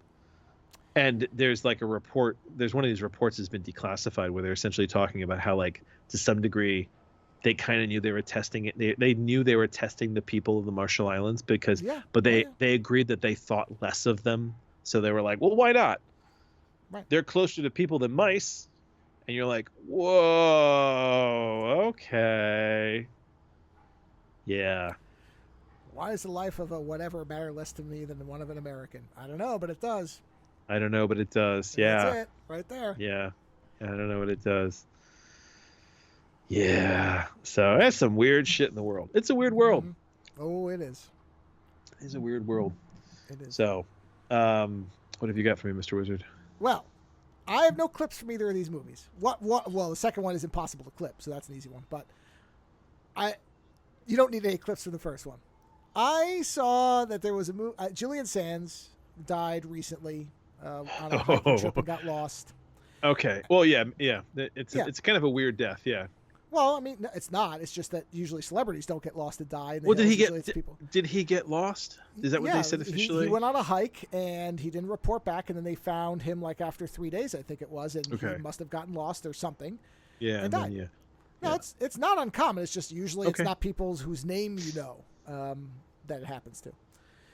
So what Julian Sands movie did you watch? His final film, and I didn't realize that this was his final film. I just happened to see his name was in it, and it was a shark movie, and I tend to like shark movies. It was a movie from this year called The Last Breath. And if you look up the reviews, they're like dead center, 50%ers. And I went, oh, okay. So that's love it or hate it territory, which is usually a good sign. So then, okay, this is a $7 rental on Amazon. And that's cheaper than a lot of the rentals I've been doing lately, which are the $20 variety. So I'm like, okay. Oh, interesting. Yeah. This is what's that movie that Ryan Reynolds' wife did that was also like a great white movie where she gets stuck out in the middle of like... wow. What is that? Oh, man, it's like a 2-word name. Yeah. Oh, man. Low Tide. Is it Low Tide? Is it Low Tide or something like that? Either way, yeah. Whatever. Yeah, there's a whole bunch of these kind of... Look, there's any given year, there's probably 10 to 15 shark movies. Yeah. Of all varieties. So it's a well-populated genre. And I will say this. An underwater movie is hard to do cheap. Right, and this is a low-budget movie. And so here's the thing about this movie. Yeah. As the kind of the simple summary as a top-level review. It's not a great movie, but it has impressive parts. So is it better than Deep Blue Sea? Ooh. Well, Deep Blue Sea is a laugh at it type of movie. It gets absurd, yeah. Oh yeah, so this is like good horror. Well, it's the story is so paint by numbers. Okay. I have the quick description if you want to read it. I mean, yeah, sure, because there's really nothing to it. A group of old college friends reunite on a Caribbean scuba diving trip exploring the wreckage of a World War II battleship and find themselves trapped inside the underwater labyrinth of rusted metal surrounded by great white sharks. Okay, incredibly, that's even more simplistic than the film itself, which is saying something. So I was like, "Where's Julian Sands in all this?" well, okay, so movie starts out and we get, for no real good reason, because it doesn't serve any actual narrative purpose, we have a flashback to a World War, I think it might even be World War I battleship. I don't even remember because it's so inconsequential. A battleship that gets blown up by, I think it's supposed to be, there were U-boats in World War I, right? Or was that only World War II? I can't remember. U-boats are World War One. Oh, two. Sorry, two. All right, so then it was World War II because they shoot a torpedo from a submersible of some kind. And they're speaking a non-English language, which I would have to infer is German. So they blow up I think it's supposed to be a British battleship, but it doesn't even matter. And the ship gets blown up, and then there's two guys that survive, and they get eaten by sharks. And then we cut to the modern day. This doesn't really matter, except that it's the same shipwreck that these people find. But honestly, that opening is nothing except... It sounds like filler. Well, the only thing I can think of is the sharks don't show up for a long time, so I guess maybe they felt like we have to have some shark attacks up front because we're not going to have any more for a while. Are there shark attacks in that part? Yeah, the two guys get eaten by sharks. The two survivors that you see both get eaten by sharks. Got and it. then we cut to so shark-infested waters. Got it. Yeah. So then we cut to the modern day, and Julian Sands is an old, grizzled ex-diver who's got a ramshackle boat, and Does he drag his nails down a chalkboard? No. They kind of go. I mean, he is essentially the Quint character, but they make him the kind of damaged, grizzled veteran because, like, he's got nerve damage from diving and something happened. So he's knitting the whole movie because it keeps his, like, motor skills going. So he and this young guy. Hold on. Does he have a rolled up hat and a little, like, handkerchief around his neck? Yeah, he's got a red hat. He looks great. He looks like French. What do you call? Yeah, well, I don't know what his accent's supposed to be, and neither does anybody else. He looks like a French version of the guy from Jaws. Like, yeah, kind of. Yes. With the mustache and everything like that. Oh, yeah, I mean, listen, he looks quite good, actually. I have to say, he's great. Julian Sands is reliable. He's reliable in almost everything I've seen him in. He's good in this, but he's not in it that much. So don't expect too much of him because he basically front ends and back ends the movie, and he's sprinkled throughout the middle, but he's really not the focus. Does he eat it? Oh, well, something eats him, yes. Oh, damn. Yeah, he kind of becomes a sacrificial lamb type of thing. But anyway, starts off, it's he and young, nondescript white actor. Doesn't matter. He looks like every other young, CW guy you've ever seen in your entire life. Are out there, and they've been looking for the Charlotte because nobody's found it. And, like a big... like more expensive boat comes by, Twister style, and they're like, you suck, you old crazy bastard. They keep saying he's crazy. He never does anything to indicate that he's crazy. I think it's just one of those tropes they throw out so that you think he's nuts, even though he's not. I think instead they should have said something like delusional because you think you're going to find this with your old boat, but instead they call him crazy, which I guess is they're swapping that in. It never really makes any sense. But anyway, they're on a dive, and lo and behold, there was a storm, and the storm's swept up all the sediment, and they find the Charlotte. And they think, okay, we can claim the boat, and, now we can charge people for tours, and so we can fix the boat up, and yay, this solves, our financial problems. And so they're all thrilled about it. They go back, and it just so happens that this guy, whose name I think his name is... No, Julian Sands' character is named Levi. I don't know what the other guy's name is. Whatever, white CW guy's friends show up, and essentially it is a group of 4 people, 2 of who will die immediately because you hate them, and the other 2 which you're not sure about. So there's ex-girlfriend who happens to be a doctor, which will come in handy later, who they split up because he wanted to go diving and she wanted to stay in wherever city she was and be a doctor. And so they're, what they've got there, they still love each other. You can tell there's something there that perhaps some stressful situation will rekindle the passion that they thought was gone. We don't know. Sharks. We'll see how the movie goes. Sharks. Well, actually a number of things before sharks, strangely enough. The sharks are almost the third problem. But anyway, so that ex-girlfriend's brother, who is rich asshole, who thinks money solves everything and he can buy everything. So of course, he's going to die and you want to see him die, preferably horribly. stoner friend who seems like a caricature of a character. He seems like a Michael Cena character from SNL that somehow exists in the real world. Like, he's ridiculously a stoner, like over the top caricature. And then female friend who I was never really sure what the relationship was, but is nice but timid, and you know, is nice enough but has no real desire to go in the water, even though they at one point say they are all certified as scuba divers. So we find out they're sitting there partying. Listen, anybody can get certified as well, I mean, like, I hate to put it like that, but it will become clear that doesn't mean much as the movie I goes know. on. There's plenty of people I know that they're like, I'm certified as a scuba diver, and you're like, really? I was like, right. You've never done anything physical in your life. You're like, right. Oh, I know, but usually it's we were somewhere and it seemed like a good idea. So yes, they seem like touristy scuba divers more than CW guy who is a dedicated diver. Got it. And is shown to be an authority, and by and large is proven to be correct in what he's saying. So he's not just making it up. He seems to know what he's talking about, and if they just listened to him, things would have probably gone a lot better. So they're partying, is this one of those movies? To a degree, although everybody do this. No, we'll do that. Oh, we're all dying. It avoids being laughably dumb characters, but they make poor decisions at points, some which are understandable, some which are not. We'll put it like that. Yeah, well, that sounds like, you know what? They made an authentic movie. That sounds like real life. Yes, and the ones who make the really dumb decisions tend to be the arrogant ones, and so it sort of makes sense.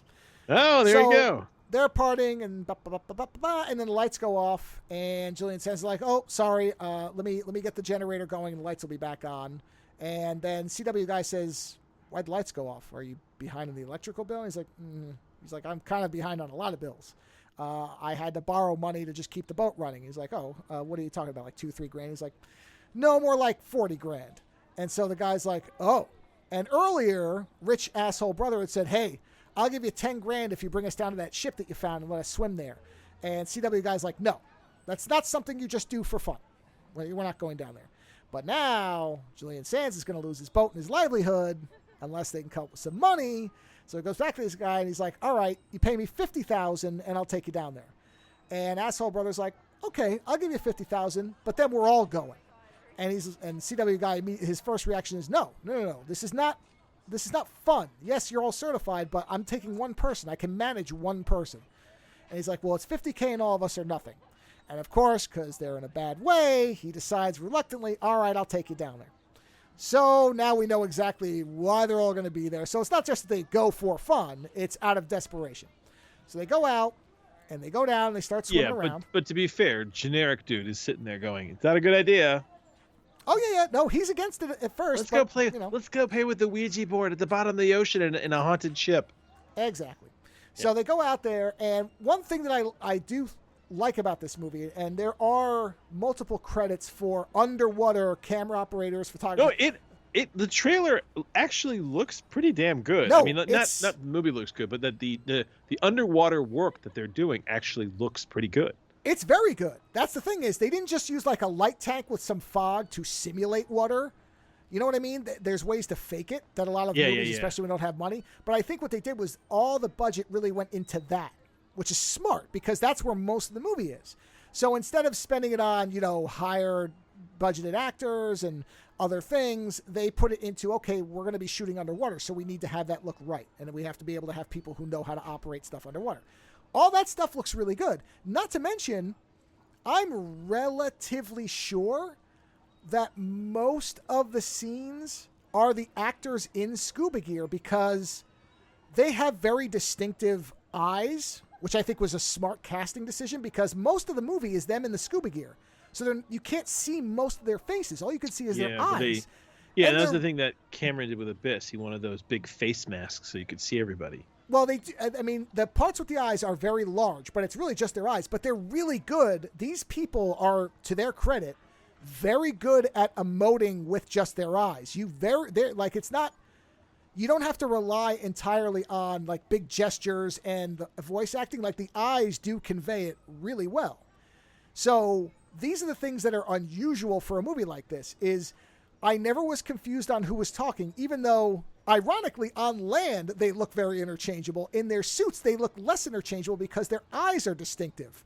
So it's weird because they are generic CW people on land, but in the water, you know exactly who each of them is. There's never confusion, and they're very good at expressing things without saying anything, which is, again, unusual for this movie. Now, what is literal, you could pay somebody $5 to write the script, is the script. Like, nothing in this movie will surprise you. Nothing. It is exactly every step you can guess within one or two things exactly correctly without any problems. It's very simple. So, no, you know what? I read the description, so it doesn't really... I can pretty much tell you what happens in this movie. So hold on, let me see. Sure, let me see if I can figure who survives. Does generic guy and the girlfriend survive? Yes, that's all who survives. Get back together. And have a child. There you go. Yeah. No, everybody else. That's it. That's what I'm saying. So the story beats. If you've ever seen a shark movie, you've seen the movie. Like there's nothing. Shark of any beats surprise. are there. Right. The thing, but what I like is the only thing that appears it is CG, is the shark. So this is a shark attack comfort movie. This is the thing. Yeah. I was really curious because I went to a couple of professional critic sites that reviewed this movie. A lot of them gave it like the middle rating. There weren't any that really said it was terrible. A lot of them just said it's very generic in terms of story, which is absolutely true. But everyone compares it to Jaws.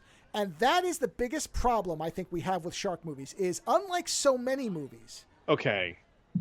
I watched Jaws not that long ago, and I realized something interesting about Jaws. The first Jaws movie is not like any other shark movie that you make anymore. Yes. However, the rest of the Jaws movies are like every other damn but shark. They only ever compare it to the first one. Which is the thing that there are none of these shark movies are like Jaws. The first Jaws shark movie, right? The shark is barely in it. Its presence is the thing that scares the fuck out of you. And yeah, it does show up at the end, but like until that thing jumps up on the boat, you don't ever really get a killer look at it. No. But even if you did, it's the human interaction and the tension that makes that movie. Right. And the thing is, the chances that you will ever get another shark film, because we can't say that somebody will never attempt to make one like that again, but it's so infinitesimal compared to what we normally get. I tell you, Predator is more like Jaws than other shark movies. I agree. No. I'm with you. But what I'm saying is, even the professionals fall into this trap of comparing it to Jaws. And number one, that's not fair. It's not fair Jaws because 2. It's like Jaws 2 or Jaws 3 or Jaws 4. The Revenge. Isn't Jaws 4 the Revenge? There was one review that said that this movie was what Jaws 3 should have been, which is I sort of get, except it's not an amusement park, but whatever. I mean, I don't know if that's a compliment. Yeah, well, I mean, I think it was meant to be. Is that yes, this is better than Jaws 3, which it's like somebody like, man, your movie's pretty good. This is what RoboCop 3 should have been. Right? Yeah, that's a little trickier. Yeah.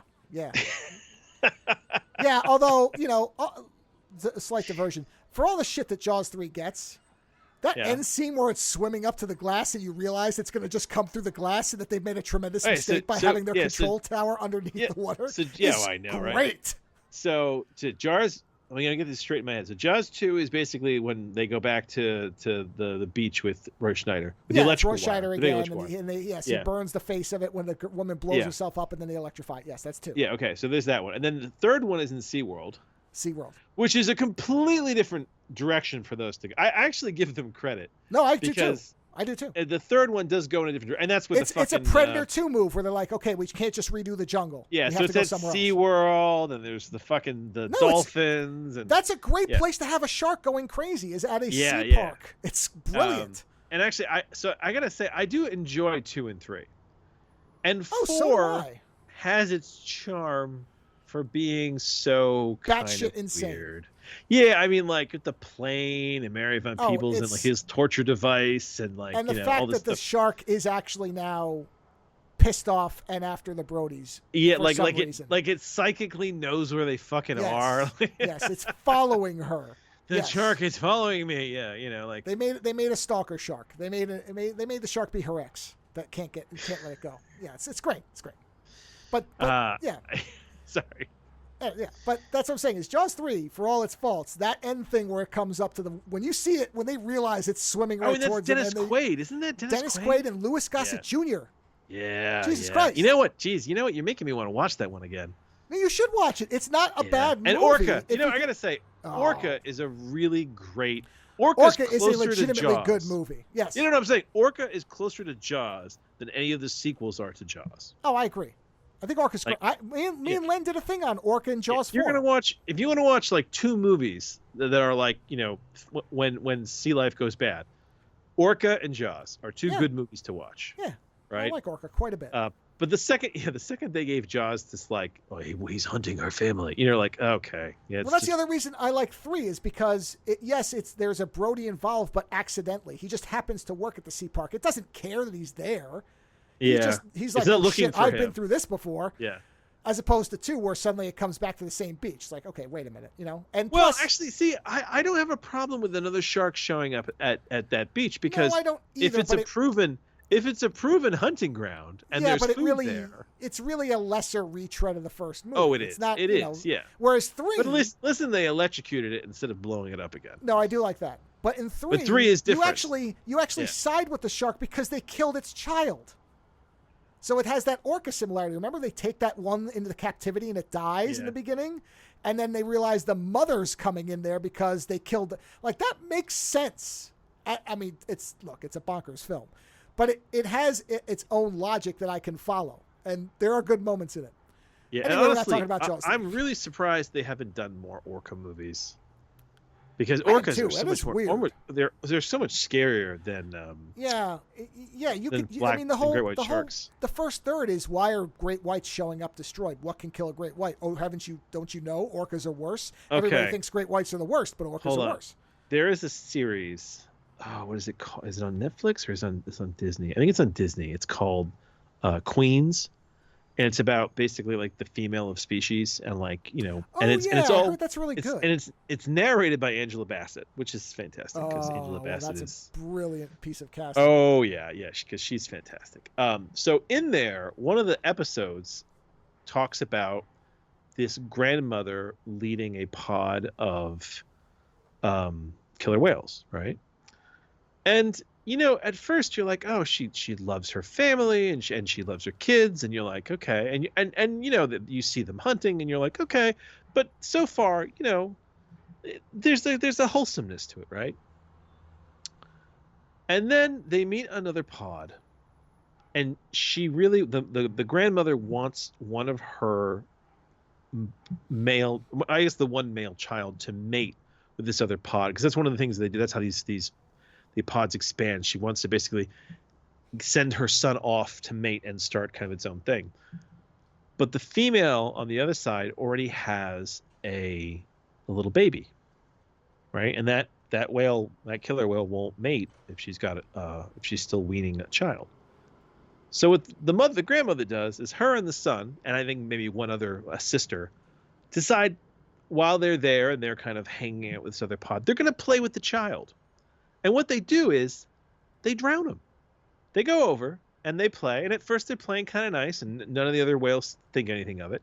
And then they on purpose beat the shit out of it and fucking drown the child, so that, oh, now you don't have a child.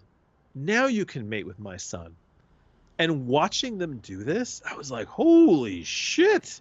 I was like, you're doing this to your own fucking people. I can't imagine what you're going to do to ours. And that's the thing, is that like whenever we see those videos where like a kayaker's going by the shore, and all of a sudden a bunch of killer whales pop their heads out, and they're like, oh my God, look at these beautiful whales. And my wife is always sitting next to me going, he's going to die. I'm like, yeah, because it would take them nothing to come up, grab that little boat, kind of fling you around. I mean, you saw the whole thing about how they flipped little icebergs to knock the seals over so they can eat them. That's crazy. I mean, that's the thing. In the realm of, and the bite force. Oh yeah, so what is it? The bite force of a killer whale can like crush a car or something ridiculous like that. Like, how like a Rottweiler has like 12,000 pounds or something like that of bite force or something like that. What is it? The bite force of a killer whale is something. It blows every other animal out of the water. Let's see, bite force Here it is, 19,000 psi. Yeah, as opposed A to great white is 4,000. Yeah, oh my, that's what I mean.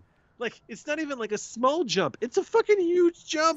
The dog, the Kangal, which is the highest one, is 743.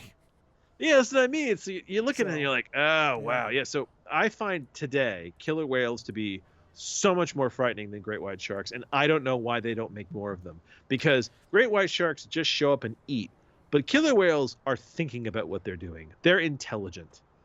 You know, like, so anyway, I totally derailed your movie review. Go watch Orca. It's fantastic. It's like Jaws. Except in Orca, they don't win, do they? Well, they both die. Remember? They both die. What's the guy? What's the name? Harris. Richard Harris? Yeah, Richard Harris. Richard Harris doesn't live, yeah. Yeah, Richard Harris and the Orca die simultaneously. Yeah. So. And it makes sense, because at that point, they both deserve to die. But you know, when I was younger and I watched that movie and there's that scene where he bites through the cast on that woman's leg. Oh, yeah. Which is horrifying. When I was younger, I was like, could he really bite through that? And then after I learned that fact about the bite force, I was like, oh, yeah. Oh, yeah. Yeah, he could have bit through the house. Just bites half the whole house off. Yeah. Yeah. Oh, man. So there's sharks in the submarine. Go on. Yeah. So, well, this is the thing. For a long time, the sharks aren't even a factor. You don't even know there's more than one. So they go down, and the CW guy is very clear about it. He's saying, okay, here's how we have to do this. We have to stay together. We're going to use a guideline, and we are going to go until everybody is at 2/3 air, and then we are leaving. That's the safety range. That's how they have to decompress. Yeah, they have to do a safety stop, and even though they completely ignore that later, and it doesn't matter, but it becomes a plot point when it needs to be. But that is the reasoning. Like, all of his reasoning, I mean, I don't scuba dive, but it all makes sense. Yeah, it has a logic to it. Depending on how deep it is, you have to decompress coming back up.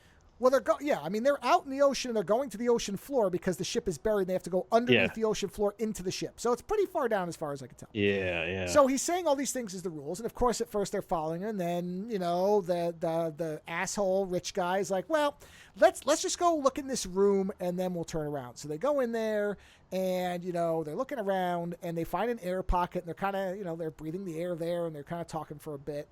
And is there an air bubble? Well, there's several air pockets from where the ship sank.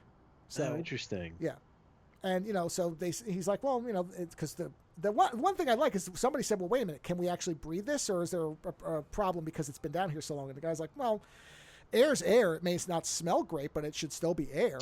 At least they said that. I'm sure it doesn't smell great. Yeah. Right. And so they're talking for a while, and he's like, all right, now we have to head back because he realizes that the timid girl is breathing too rapidly, and she's depleting her air because he's saying you have to breathe slowly, and he can tell that she's kind of freaked out, that she's not really comfortable. So he's aware that her air has to be lower, and so he has her check it. And sure enough, it is. It's not dangerous, but he's like, okay, time to go. We have to go back, and so they're starting to head back, and the stoner guy. Somebody cuts up something, and then a shark shows up and bites the leg of the stoner guy. Oh, so somebody has blood in the water. Yeah. So it's so then the shark shows up, bites him, because they see this at one point. There's like a shadow that goes across, and they're like, "What the hell was that?" And the CW guy's like, "Well, there's probably a cloud or something because there's no sharks around here, at least none that I've ever heard of." So he doesn't think it's sharks. He thinks it's a cloud that went across the sun. And amazingly, of everybody, the rich guy's the one person who's like, I don't think that's a cloud. That's not what a cloud looks like. But he kind of keeps his mouth shut and just sort of says it to himself. He's like, I don't think that was a cloud. So then it bites the guy and cuts his femoral artery. So they drag him back to the air pocket, and it happens to be in a medical base. So the Dr. X is like searching for stuff, and they try to put a tourniquet on it, and the tourniquet keeps slipping off because he's freaking out and he won't hold still. And, and so there's all this blood, and of course now the shark is like hanging around. And then there's a point where she's like, I have to clamp this artery or he's going to die. That's a major artery. I've got to get a clamp. I'm going to have to hold him down. And so she's trying to find a clamp, and she gives him not morphine, but some World War II equivalent. I don't remember what it was called, to make it less painful. And then CW guy. Morphine, though. Morphine is what they used in World War II. Well, it wasn't called that. It was something but it wasn't morphine. It had a different name. Maybe there was a different name for the stuff they put on ships. I don't know. Whatever. Whatever. Doesn't matter. Whatever. Painkiller. Yeah. And so then he's starting to go like, okay, yeah, it doesn't hurt as much, and he's holding still. And the CW guy, and I like, there's little things like this where I'm like, okay, these are little nice touches. He goes, oh, look, he's not bleeding as much. That's good, right? And she's like, no. That means he's running out of blood. We have to get this stopped or he's going to die. Like, it is a thing, though, if you're not a doctor and you think maybe that it's like clotting or something, it would be a reaction to go, okay, there's not as much blood. No, he's okay now. Yeah. He maybe this isn't as bad. And she's like, no, that's worse. And so she tries to get a clamp on it, and because of the water, because they can't get him high enough that he's out of the water, she can't get a grip, and she can't clamp it, and he dies. He just bleeds out. So he doesn't die, by shark attack directly. He dies because he bleeds out because she can't operate properly underwater because she's never done it. So he dies, and then they're sitting there, and they see that the shark is just kind of orbiting. And the rich guy, because the CW guy's like, all right, well, I don't know how to get us out of here because that shark smells all this blood in the water. Because at one point, the timid girl says, well, sharks don't have noses, right? And he's like, no, they do. And they have ears, too. Because she says they don't have ears, do they? And he's like, no, they do. Just not ears like us, basically. And so he knows the shark won't leave. And the rich guy says, I'll say it because I know you won't. We need to push this body out there and let him take it. Which is fucking vicious, but he's right. And that's what the CW guy was thinking. So they shove the body of this guy who just died out. And they wait for the shark to take it. And then they make a run for it. And it's and then it bites through the fucking guidelines. So now he thinks he knows how to get them out, but he's not really sure. At which point they realize there's more than one shark. So now it's not just the one. Now they're kind of all over the place. So they find their way into another room. But none of them are bleeding, right? Well, the timid girl, cuts her leg. Not badly, but she cuts her leg. She catches her on a piece of metal. She's leaving a trail now, yeah. Yeah, plus now she's even more freaked out, so now she's sucking up all of her oxygen. So they get into this room and they realize she doesn't have enough air to get out. Right? Well, didn't they keep the tank for the guy that they rolled out to the sharks? Well, no, they didn't, but the guy thinks of that. He's like, shit, we should have taken the tank off of him. But he wasn't thinking about that because he thought if the one shark was distracted and went, they could get out. He didn't realize there were more. So then they're in this room, and he's like, you have to stay here. You have to stay here. I'm going to go and get that tank, and I'm going to bring it back. And so he goes to do it, and he's trying to get to the tank, at which point another shark shows up, so he has to run back. And he's like, shit. He's like, I don't know if I can get us out, but I figured out we only have to go up like 2 levels. I saw light, so if we can get out, but I'm going to have to try to figure out some way around. Yeah, but won't you just be in open water at that point? Well, yeah, well, that will be the problem after this, but they're just like, well, we have to get out of here because we're basically in open water. They have a chance to get to the boat. In this place, they're just going to run out of air. So the girl's like, well, I just don't want, and she gets her wish. She's like, well, I don't want to asphyxiate. And he's like, don't worry, I'm not going to let you asphyxiate. Which, in fairness, he doesn't. She does not asphyxiate. So he figures out that, okay, I'll distract them, and the two of you make a run for it. Like, this is where you have to go. I'll make a bunch of noise. I'll bring them to me, and I'll get you out. So he starts to do that. How smart are these sharks?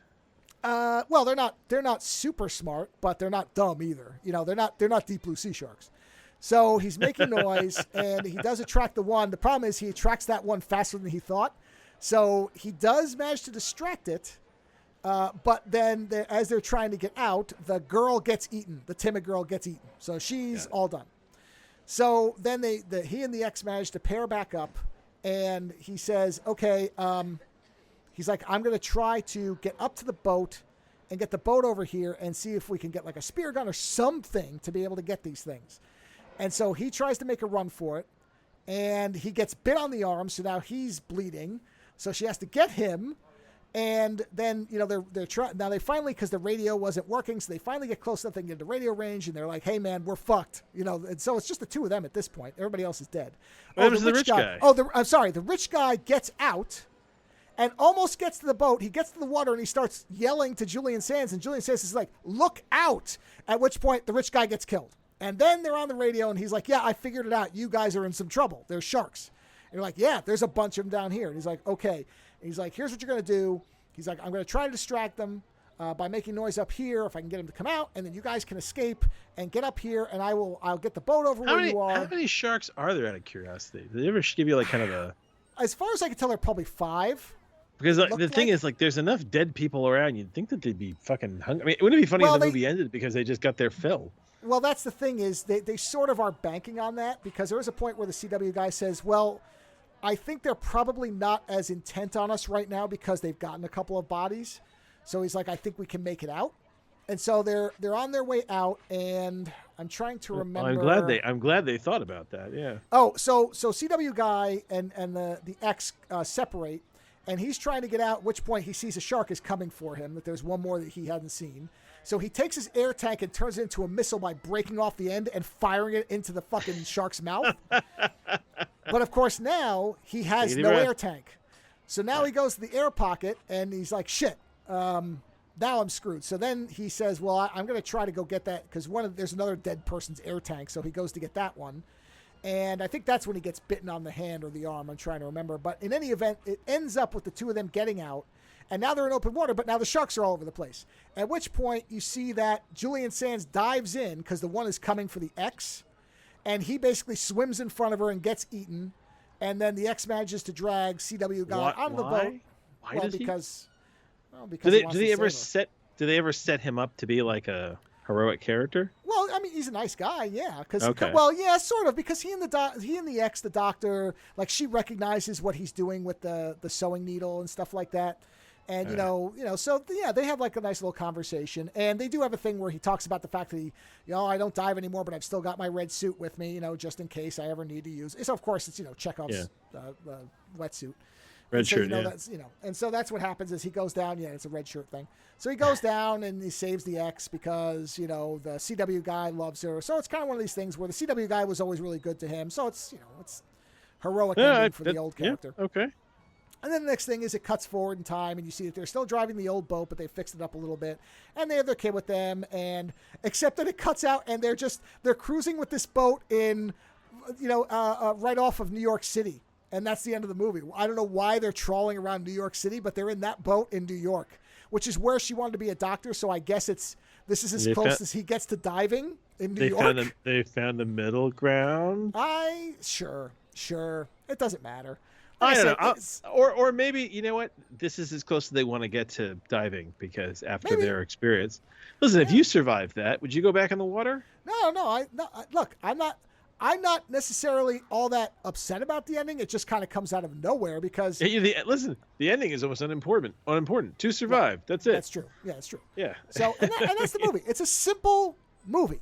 There is nothing new here story-wise, but I appreciate a movie where they obviously filmed a lot of it underwater, even if it wasn't a swimming... I'm sure it was in a pool or a tank. They probably just built the sets, but still... They made the effort that the actors appear to be in the scuba suits a lot, except for dangerous stuff. They did say they were stunt people. But like I said, you see their faces, and they have distinctive faces. So I'm pretty sure, unless they found exceptionally accurate doubles, which maybe they did, but then that makes them good actors too. But it looks really good, and a lot of it is underwater. The majority of it is underwater. I'm reading really quick about how they made it. Hold on. There's a really good article on DiverNet, apparently. Oh, that makes sense. Yeah. I'm looking to see what's it say where they filmed it? Jesus Christ! Yeah, there's a whole thing. They filmed it in a facility that's the film Greenland problem of filming. Geez, where they just had it. I just saw this. Took a while, but we shot it up at Fort Williams at the now closed underwater center. Water in the tank was about 4 meters deep, 4 deep. So it was quite a challenge to make it look as if it was 100. It was 4 meters deep. It was quite a challenge to make it look as if it was 100 meters underwater. Get the camera angles right and not catch the surface. Eric, a Swedish guy at the center, did an amazing job on that. I'd totally buy into being at the bottom of the sea there.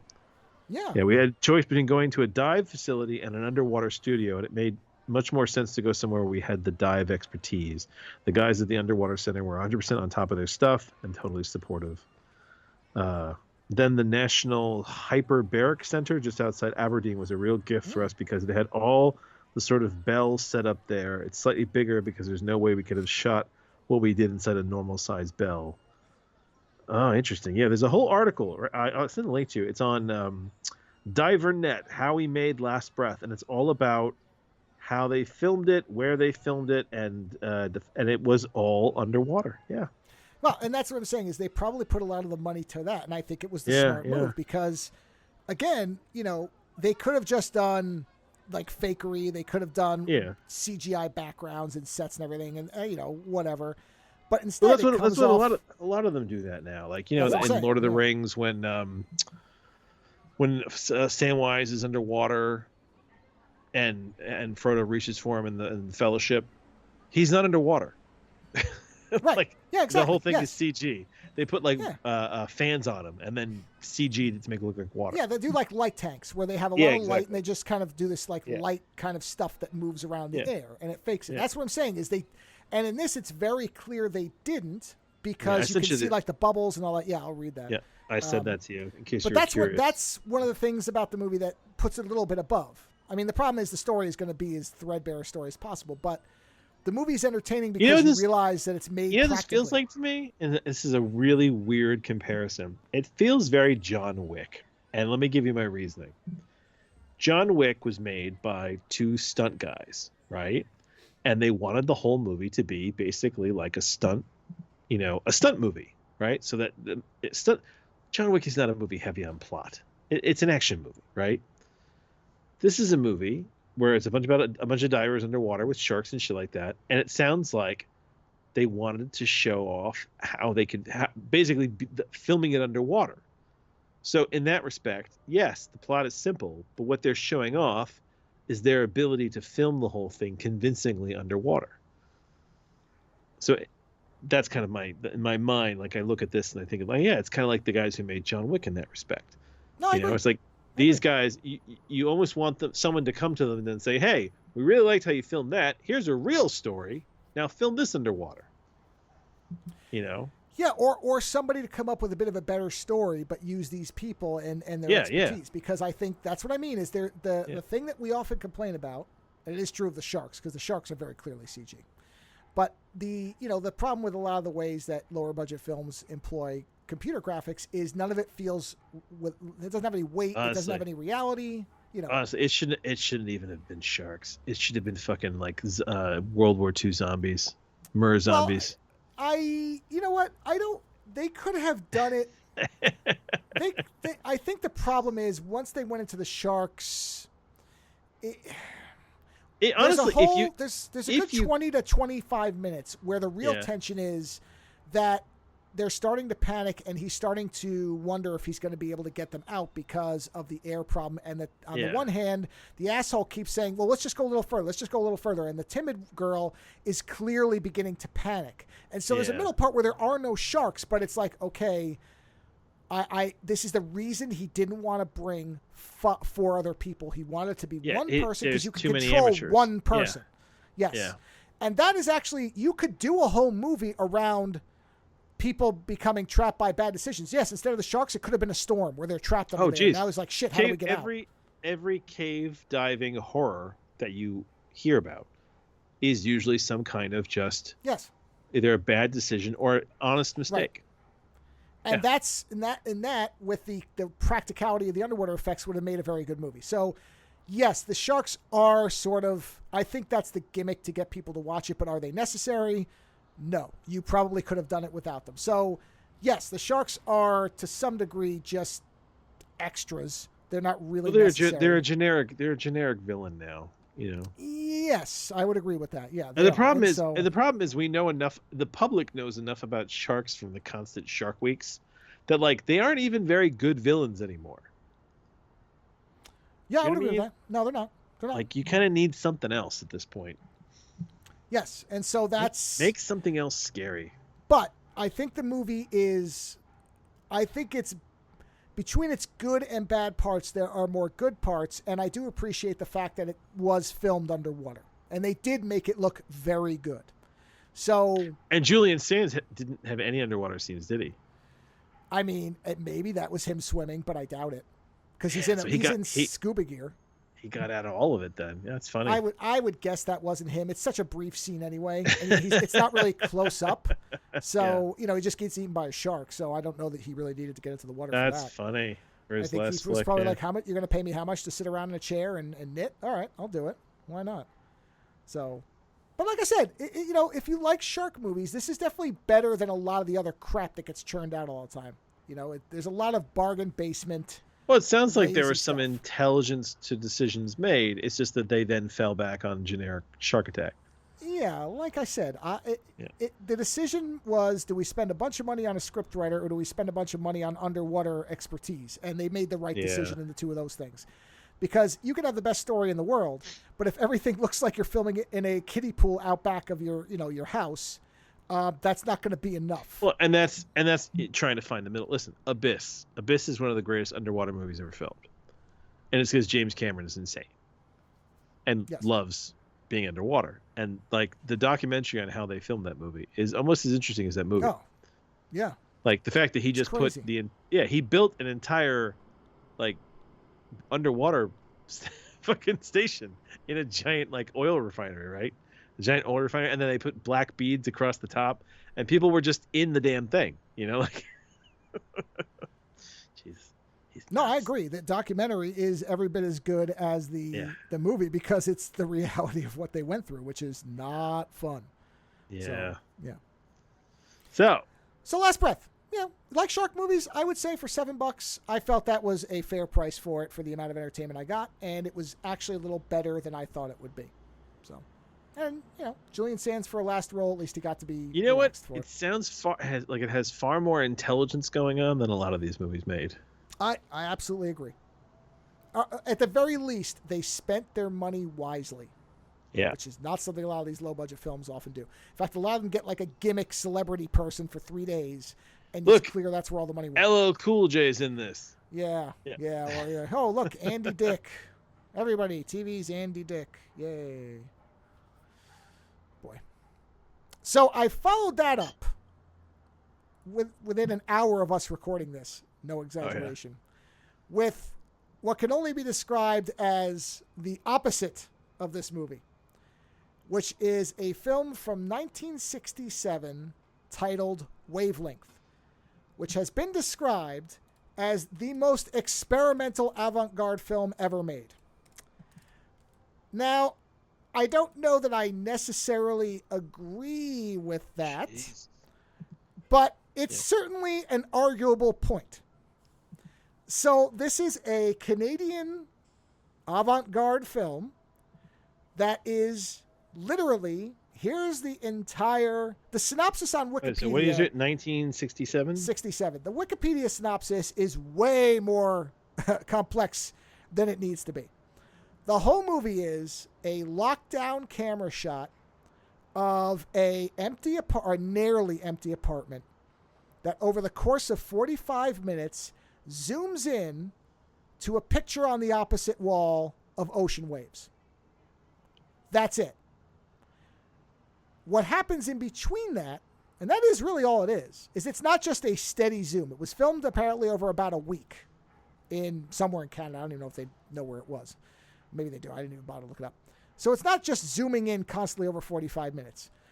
What they do is, or what the filmmaker did is he tampers with the actual film throughout it.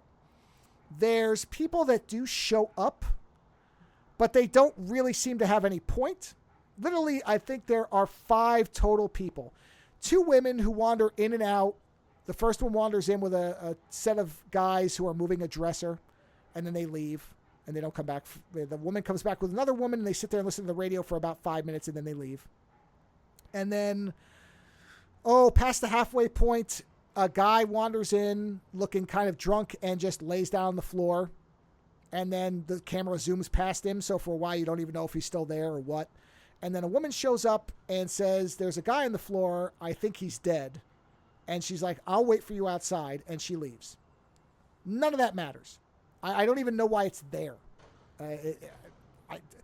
I don't know. There's never enough of a story for any of that stuff to matter. The soundtrack starts off where it's this low hum to the point where I actually thought that the person in the house behind us was running their power washer, but I had to pause the movie to get up and I realized the hum stopped. So I went, oh, no, that's the movie. And that hum slowly goes from a low bass to this high keening sound by the end of the movie, which I did turn it down because it did begin to aggravate me. But I'm sure it was, it was obviously on purpose. And it was, all the way up there by the time it zooms in on the picture. And the day-night changes. There's points where he inverts the film. It polarizes. There's like double exposure on it. There's points where it goes white or black. There's parts where the contrast goes way up and way down. And there's this strange thing. Because I knew what this movie was, at least on the surface. I knew it was a 45-minute zoom in. I'm like, okay, got it. I know what this is. So I made a very intentional decision not to look at my phone, not to get distracted. The only reason I had to stop it was to go to the bathroom and to take my dog out to the bathroom. That was it. But outside of that, I didn't look at anything. I just sat there and I just kind of watched it. And it does start to mess with you because it is so singular in what it's doing. Whether you know what it is or not, you realize very quickly, okay, no, this is not going to do anything else. This is just this. And there were points where the movie felt like it was speeding up and slowing down, but I was keeping track of the dresser, so I knew it really wasn't speeding up and slowing down the way that I thought it was. It was just that you start kind of getting lost in the image. And there were points where, like when it was at night, I was looking outside the window and I was like, is there something there? Are they superimposing something? Because there was a point where there was these two red dots and I thought, is that supposed to be a monster or a creature? And then I think it was just that the window was warped because it's in a city. It's overlooking like storefronts. Yeah. And then there were points where I thought I saw a face and I don't know whether there was a face or not. There might have been. That was, so was it a superimposed thing or was it just shapes that looked like a face to me? And the windows weren't really clear. They were kind of warped. So there was points where I couldn't read what the storefronts were. And there was a point where I could. And, then I wasn't sure whether it had gone to still images at one point, but then I saw car lights. So I was looking for all these telltale signs of, okay, have they frozen the image? There's points where it kind of zooms in and then zooms out for a second, then zooms back in, where you can't really tell how much it zoomed in. So you start to lose track of the zooming. Because I was really on top of it for like the first 10 minutes. I would notice every little movement. Because don't forget, 67, this is not computer controlled. This is somebody manually adjusting. So there were points where I was like, are they just adjusting the focus or are they actually zooming now? So there's all this stuff. Even though this movie is really nothing. There's nothing happening. But because you are aware of this subtle movement with all of this weird tampering of the film, some which I think was in camera and some that was clearly done post-process, it starts messing with your ability to have a grip on what you're watching. And the soundtrack with that sound changing from that low bass to that high kind of screeching sound. Not really screeching, but close to that. Where it almost sounds like a motor that's being overdriven. I hate to describe it as, but it's almost like ambient filmmaking. I actually had techno? a thought that this could work if you muted it as a meditation like exercise. Because you zero, once you realize that the center point is that picture, you keep coming back to it because you don't know what it is at first. It's too far away, and because this is a 60s film, it's not like an 8K. So you can't tell what it is. It's just a little black square. If you go to the wiki page, it actually shows the opening shot where it's the most zoomed out and you see the two women that are sitting there listening to the radio. So that's about the most zoomed out it is. And if you look, you can't see what that picture is. And so, but you quickly understand that that's what it's going towards. And so the fact that you have to kind of look at it and keep looking at it, you keep coming back to it, it does start to do something to you. So it is, I don't know what I would describe it as. I mean, it's it's an art film. Oh, here it is. It was filmed at 300 Canal Street in, where is this? Where was the shot? I mean, I know it was in Canada, but where in Canada? It doesn't have the city. No, it doesn't say what city it was in. That's really weird. It just says Canada, and it's got a street name. It doesn't say what city it was, so I don't know. Canal Street. Oh no, wait, this is Manhattan. Okay, I thought this was New York. Shit, so it's just a Canadian filmmaker, but this is New York. All right, I thought so, but I know they double Vancouver for New York a lot. No, this was actually this was shot in Manhattan. Okay, good. I was sure this felt like New York, but of course I always think everything is New York when it's a city because I'm just like, oh, it's New York. Of course it's New York. All right, so it is in New York. So that's where. So it's in Manhattan. Okay.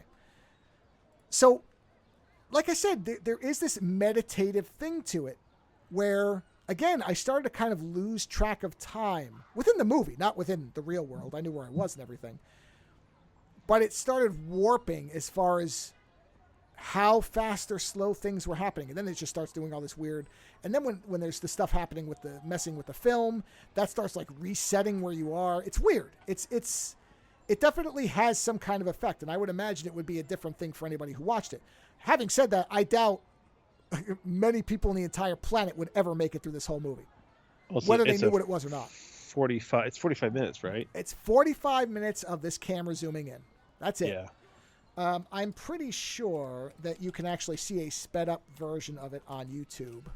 Yeah, but honestly, part of it is probably the slow.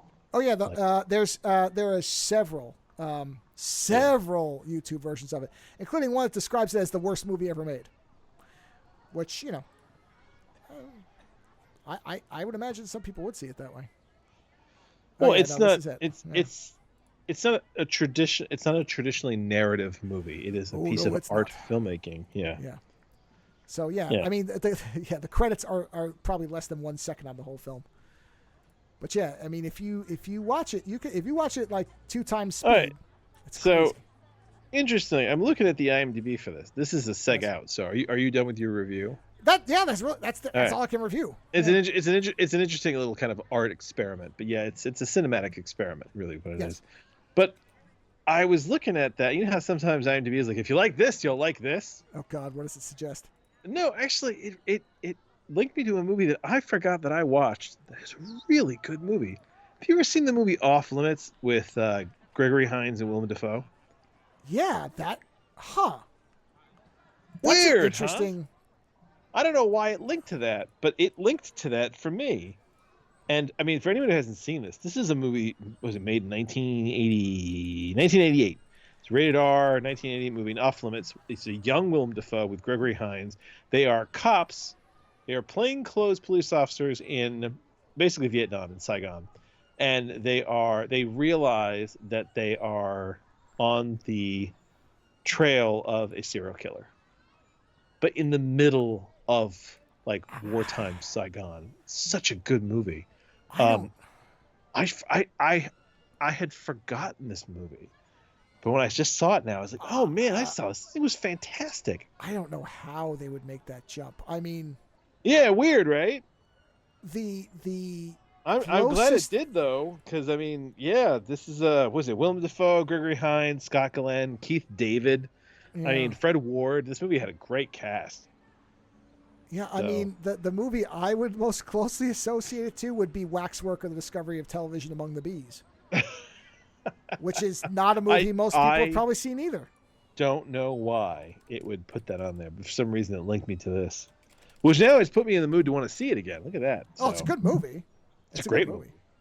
But yeah, I wonder at the number of movies that we've forgotten at this point. Oh. That we've watched, that we enjoyed, but that are just gone because I have so memories. There are movies I think of and I will never find what they are that I know I saw and liked when I was younger, and I don't know if I would still, but I can remember images from them, and there's no way for me to locate them because I don't know who the people were. I just remember fragments of them, and I know I've never seen them again.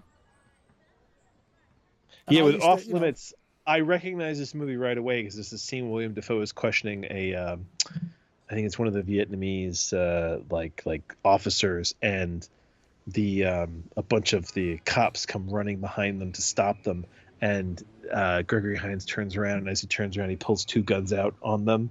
And I just remember that when I was a kid and being like, "Oh man, Gregory Hines is cool." Gregory Hines is one of those funny actors, man. What happened to him? Like, is he still around? Like, I think he died. I think he's dead. Did he? He was. The Gregory Hines. He died in 2003. Really? Yeah. Gregory Hines is one of these weird actors that really dominated part of my youth. No, I mean, like, I Eve of Destruction. That's one of my. I love him in Eve of Destruction. What do you call it? White. Is it? Oh, what is it? White called? Lie. Hold on. Oh no, White Knights. White Knights. White there Knights? you go. Yeah, White yeah, Knights yeah, with sure. Billy Crystal. Yes. I love that movie growing up. Oh yeah. What's the other one? There's a White Knights. Running Scared. Running Scared. That's the one with Billy Crystal. White Knights is the one with Baryshnikov, right? Correct. Yes, I think it's whoever Russian Dancer. Yes, is White Knights. Yeah, Russian Dancer. Yeah, that's a great movie. So yeah, there was a period of my youth where I watched a lot of movies with him in them, and then he just kind of. Well, he did movies, but then he did a lot of TV. I know he went to TV because he was a trained dancer. He was in Wolfen. I always forget he was in Wolfen. Yeah. Yes, that's right. Yeah. It's one of his earliest movies too. So it's just funny.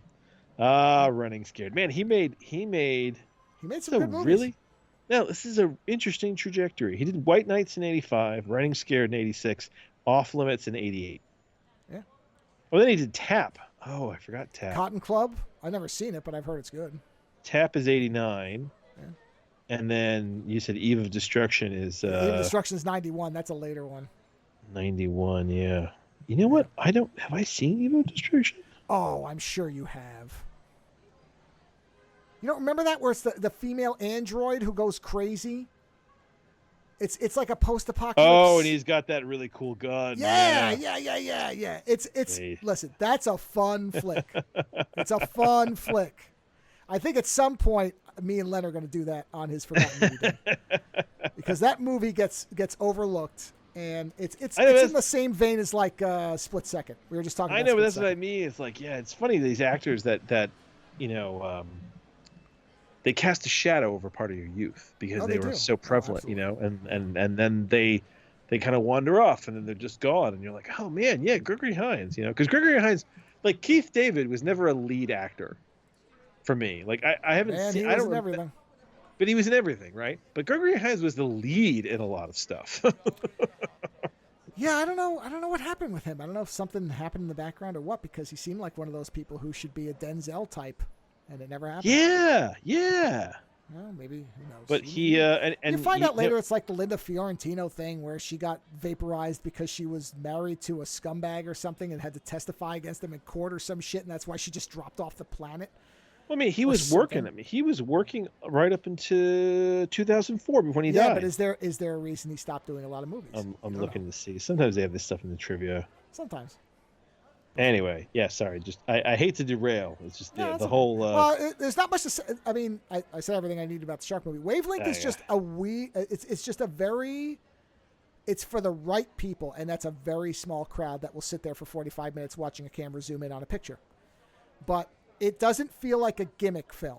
It's not like Drawing Restraint Number 9. Oh God.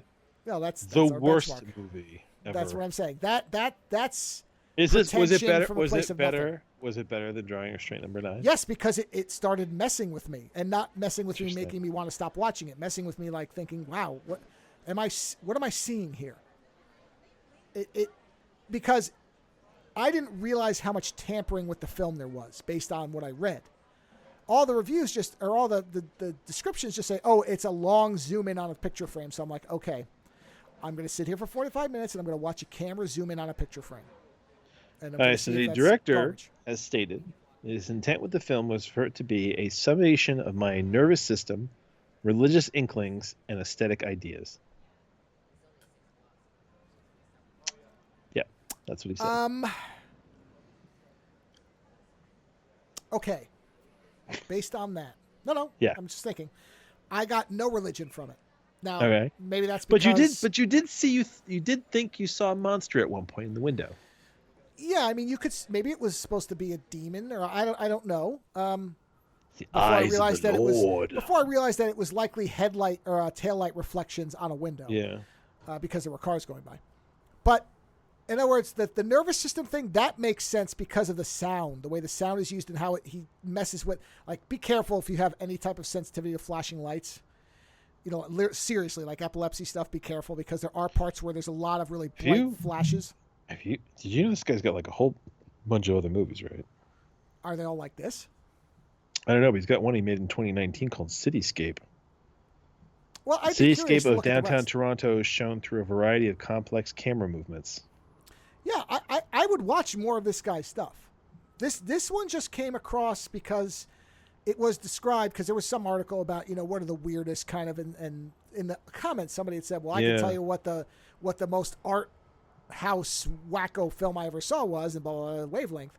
I was like, okay. And then when I saw it was 45 minutes, I'm like, oh, well, that's not a terrible amount of time. That's not so much of my life, yeah. Yeah. So, yeah, all the stuff except the religious stuff I could see in the movie without having to really dive into it too much. Because, yeah, no, I could see the rest of it. And, yeah, maybe, but see, here's the other thing. Somebody who is religious might see something else in this that I don't. That's fine. Yeah, true. That's great. Like I said, though, I doubt most people would ever watch this. Will want to sit through this? Yeah, I mean, if I sat down with my wife, if I told my wife what it was, she wouldn't make it 10 minutes in. If I didn't tell her what it was, at 5 minutes she'd say, "Is this the whole movie?" And you know what would be funny too is it's almost the anticipation, because you don't know what's going to happen. Well, that's what I mean about, I really just thought it was going to be a slow zoom in on this picture. Yeah. And so when all this other stuff started happening, then I'm sitting here going, and there was a point where I thought, okay, this is a setup for like a jump scare. And that never came because that's not what the movie is. But because of watching modern films where they use these kind of long, drawn-out shots with just a low thrum, and then something happens. I wonder if he was using a certain wavelength of sound to create something as well. It's called wavelength. It wouldn't shock me. Yeah. At one point, my dog did sit up and stare at it. Interesting. Where she wasn't paying attention. Then, like in the middle part, the thing shifted up a bit, and suddenly she popped her head up and stared right at the TV. And I went, oh, okay. And that was about where I started to get annoyed with it, so I turned it down a little bit. But for a while, she was staring at it. I don't know what that means. Hold on 1 second. Curious about something now. Yeah. Because I want to see if he used a certain sound. Let's see. Okay, so this is from the wiki. For the film's soundtrack, Snow initially considered increasing the volume in an extended crescendo. After deciding a glissando would be more suitable, he developed plans to record it on trombone or violin and mix together multiple takes to fill the duration of the film. Ted Wolfe, who worked at Bell Labs, was interested in the project and suggested using an audio oscillator. Wolfe, I don't even know what the hell that is. Wolfe worked with Snow to build a motor that controlled the oscillator. Snow had intended to make use of whatever sync sound was recorded during filming, but made an exception for the music on the radio. During the original shoot, Joan Baez's cover of Little Drummer Boy was playing. Feeling it did not fit well in the film, Snow replaced it with Strawberry Fields Forever, which had just been released when he was editing the film. Wow, interesting. That is fascinating that he changed the song on the radio to something that wasn't even in existence when he filmed it. Snow initially mixed the soundtrack such that the sync sound was on the film's optical soundtrack and the electronic glissando was on the separate reel-to-reel tape. This would give him the ability to adjust the tape playback based on the acoustics of each screening venue. Interesting. Yeah, no, it doesn't say he's not using any he's not using any known wavelength to mess with you. Well, the electronic oscillator is an electronic circuit that produces a periodic oscillating or alternating current signal, such as a sine wave, square wave, or triangle wave. Oscillators are found in many electronic devices, such as radio receivers, television sets, radios, broadcast transmitters. Oh, so they are creating some kind of signal. Yeah. So I wonder what kind of signal it was. Well, yeah, I don't know what the signal was. I mean, I'm sure you can find out. I'm sure somebody has analyzed it, but it seems like what they did was they started on the low end and they just gradually went all the way the other way. Did you feel tense or anything like that towards the end? Did you feel any kind of anxiety? But I wouldn't say anxiety. I think though the thing is by the end, because the sound had gotten high. Yeah. A lot of horror movies have that thing where it's like the high violins that are just steadily going, and with the fact that nothing was happening, and it was largely at night in the second half. Okay. So, and the body Nolan was there, and you couldn't see it anymore. So I'm like, is the body going to come up? In Dark Knight, they do that thing where they use the every time the Joker's around, they use this kind of Joker soundtrack, and it's that slowly rising, and it creates it's on a wavelength that causes sort of like a sense of tension. So there is that, and that's the thing is, I don't know if it was so much the movie doing that. All of his movies are on a website that you can watch. Holy crap. Okay. Yeah, look at this. This is all of his stuff. I will be watching them. I will. Yeah. So I don't know whether it was really that the movie was doing it, or if it was the modern cinematic language of horror films has me thinking that because that's what they do now. Yeah. But at the time, it's almost like it's almost like watching a horror movie without the horror element. Yeah, and that's where I actually would be curious to watch it with the sound off. And I think watching it with the sound off, it would almost be like a transcendental meditation thing where you would become very, very keyed in on that center. Like, with a little bit of editing, this would be something that I could see them playing as a way to make you focus. To say, ignore everything else. That picture is going to get larger. Keep your eye on that. Just focus on the think photograph. and think about the picture, and it gets larger. And think about the picture, and it gets larger. You're in a calm, warm place. Just focus on the photograph. There are calming waves within the frame. That frame is coming closer. Wait for it. Anticipate the waves. They're coming to you now. Calmly moving through the universe at 60,000 miles per hour. You're okay. Exactly. That's what I'm saying. So it is a fascinating movie. Yeah. And I would say if you can stomach experimental stuff, watch it. Because you can watch it. In fact, I will link to the guy's... because I think the whole film is there, isn't it? Let me see. Is his whole film, is it on there that you can watch? Oh, yeah, here it is. There's actually a version on his site called Wavelength for those who don't have the time. It compresses it down to 15 minutes, which is very funny. Yeah.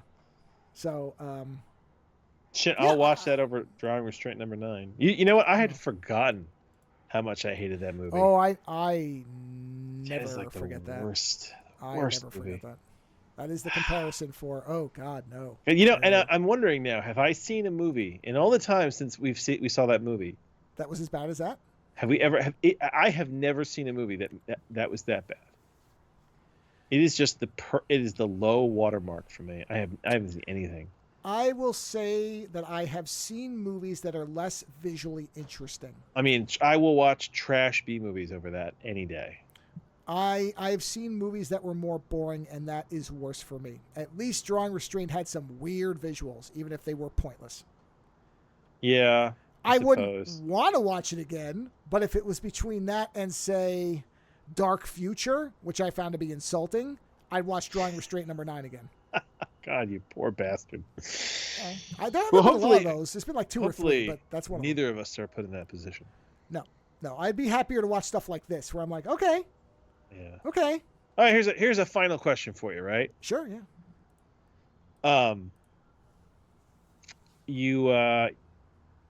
You die, right?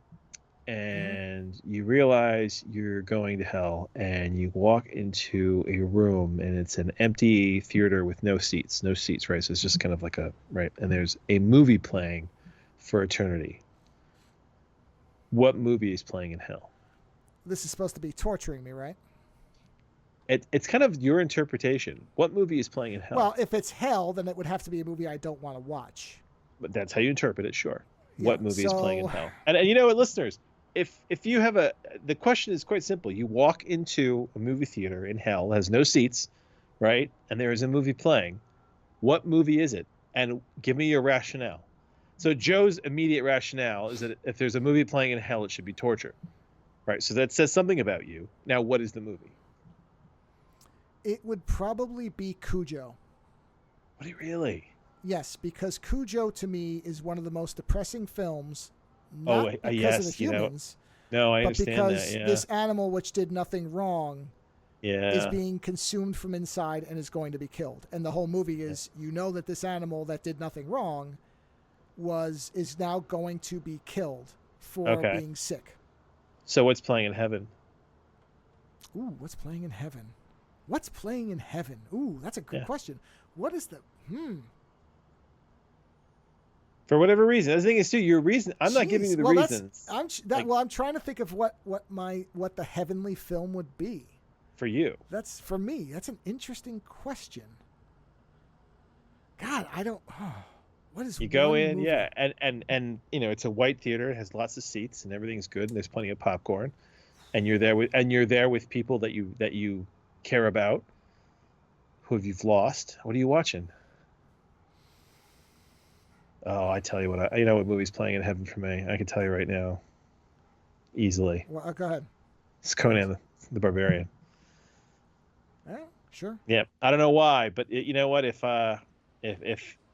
it would be Conan the Barbarian, and we would be watching it, and we would be laughing, and we'd be having a good time. Although I don't know what would be playing in hell for me. Like I can formulate these questions, but sometimes I don't know the answers.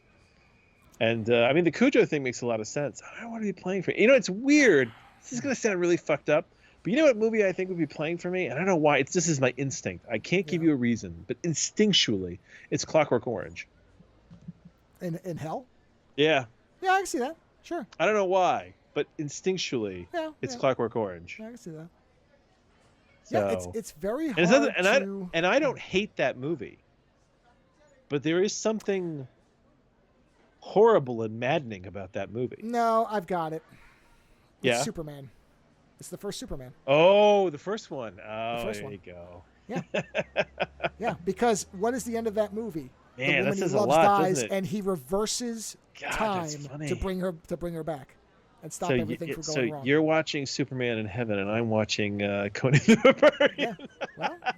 Well, that's not a odd choice for the two of our personalities. No, not at all. It'd be very funny. I mean, in that scenario, and that works out really well because me and my dad really like the Superman movies. Yeah, listen, but it also works really because of the ending. If we end up in the same place, it's a good double feature. Boy, is it! Boy, is it! Those two characters meeting would sure look at each other funny. You saved her? Why? There are many more women. Go conquer them. Yeah. Oh my God, man! Before we recorded this show, I was joking around with my wife, and we were talking about I was giving my daughter my daughter is getting into art stuff, and I was trying to give her advice on using adhesives. She was rolling her eyes at me, and she walked away.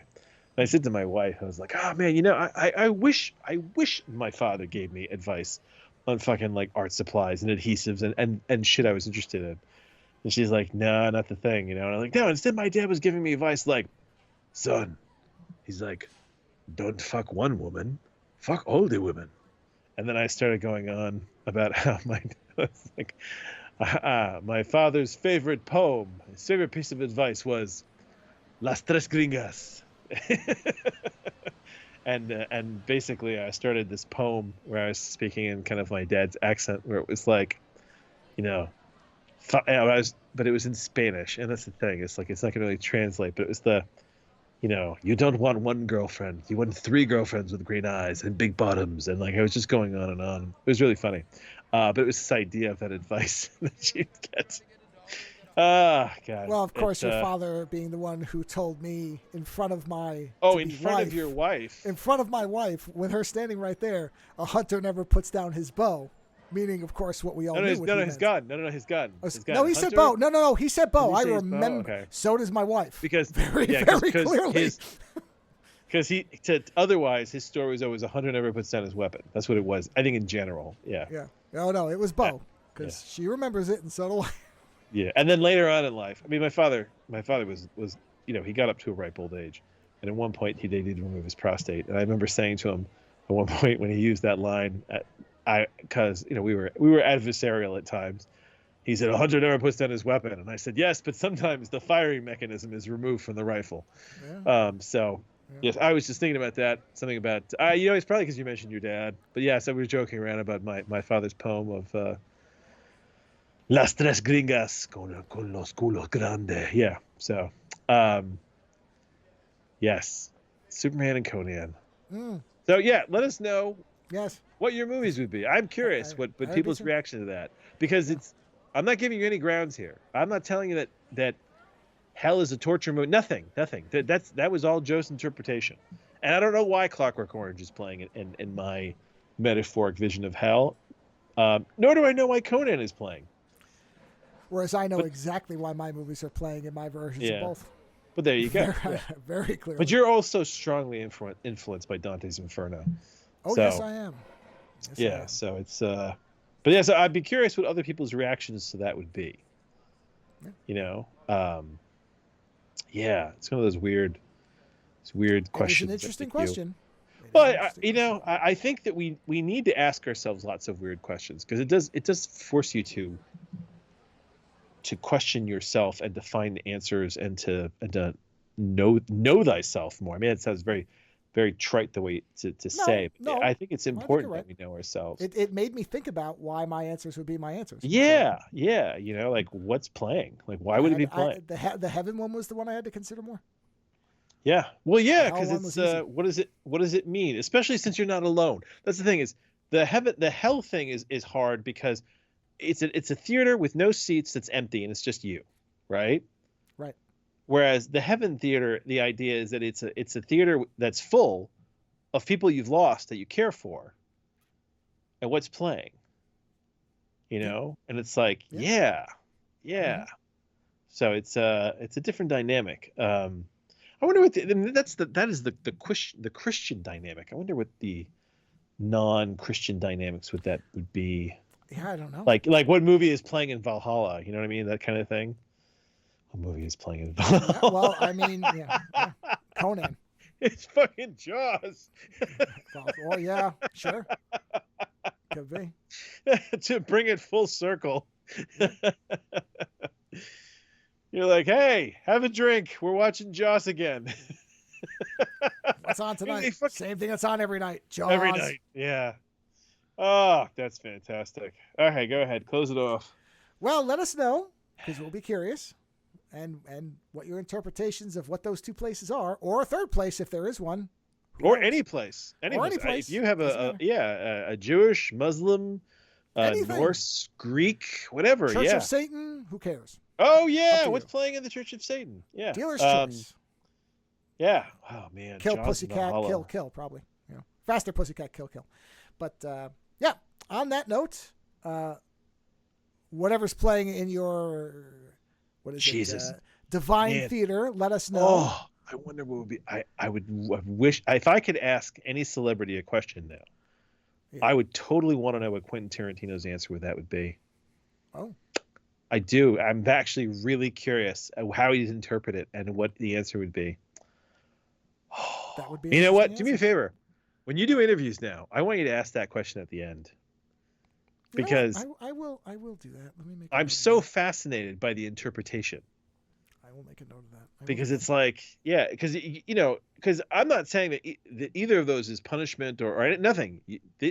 I just set the scene for you, and you decide what it is. Although, but it's so just to be clear, you for a lot of people, you sort of did, in that you said that the Hell Theater is no seats and there's no one but you. It's no one but you. The Heaven Theater is all your loved ones, and it's a beautiful theater. But you sort of there's people, but there's people that'll be like, hell yeah, we're gonna watch fucking awesome movies in hell. And the people that'll be like, heaven. Well, heaven is for fucking G movies. It's Snow White. Yeah. You know what I mean? Like, there's people who have a different interpretation. Depends on how punk rock you are. You know what I mean? Like, there's different mindsets. Whereas, we were talking about Valhalla, and for some reason, Jaws seems right. That doesn't seem wrong. It doesn't seem wrong, right? Well, on that note, by all means, let us know. And whether you're watching movies that are in heaven or hell, have a wonderful weekend. And we'll talk to you again next week. Visit OzoneNightmare.com to subscribe to new episodes, browse through our back catalog, or to find links to support the show. Follow @OzoneNightmare on Twitter for the latest episode postings and other show information. If 280 characters just isn't enough, you can always email us, theozonenightmare@gmail.com. The opening theme for the show is provided by Heartbeat Hero. The closing theme is provided by Ogre. Please visit and support these artists using the links in the show notes for each episode.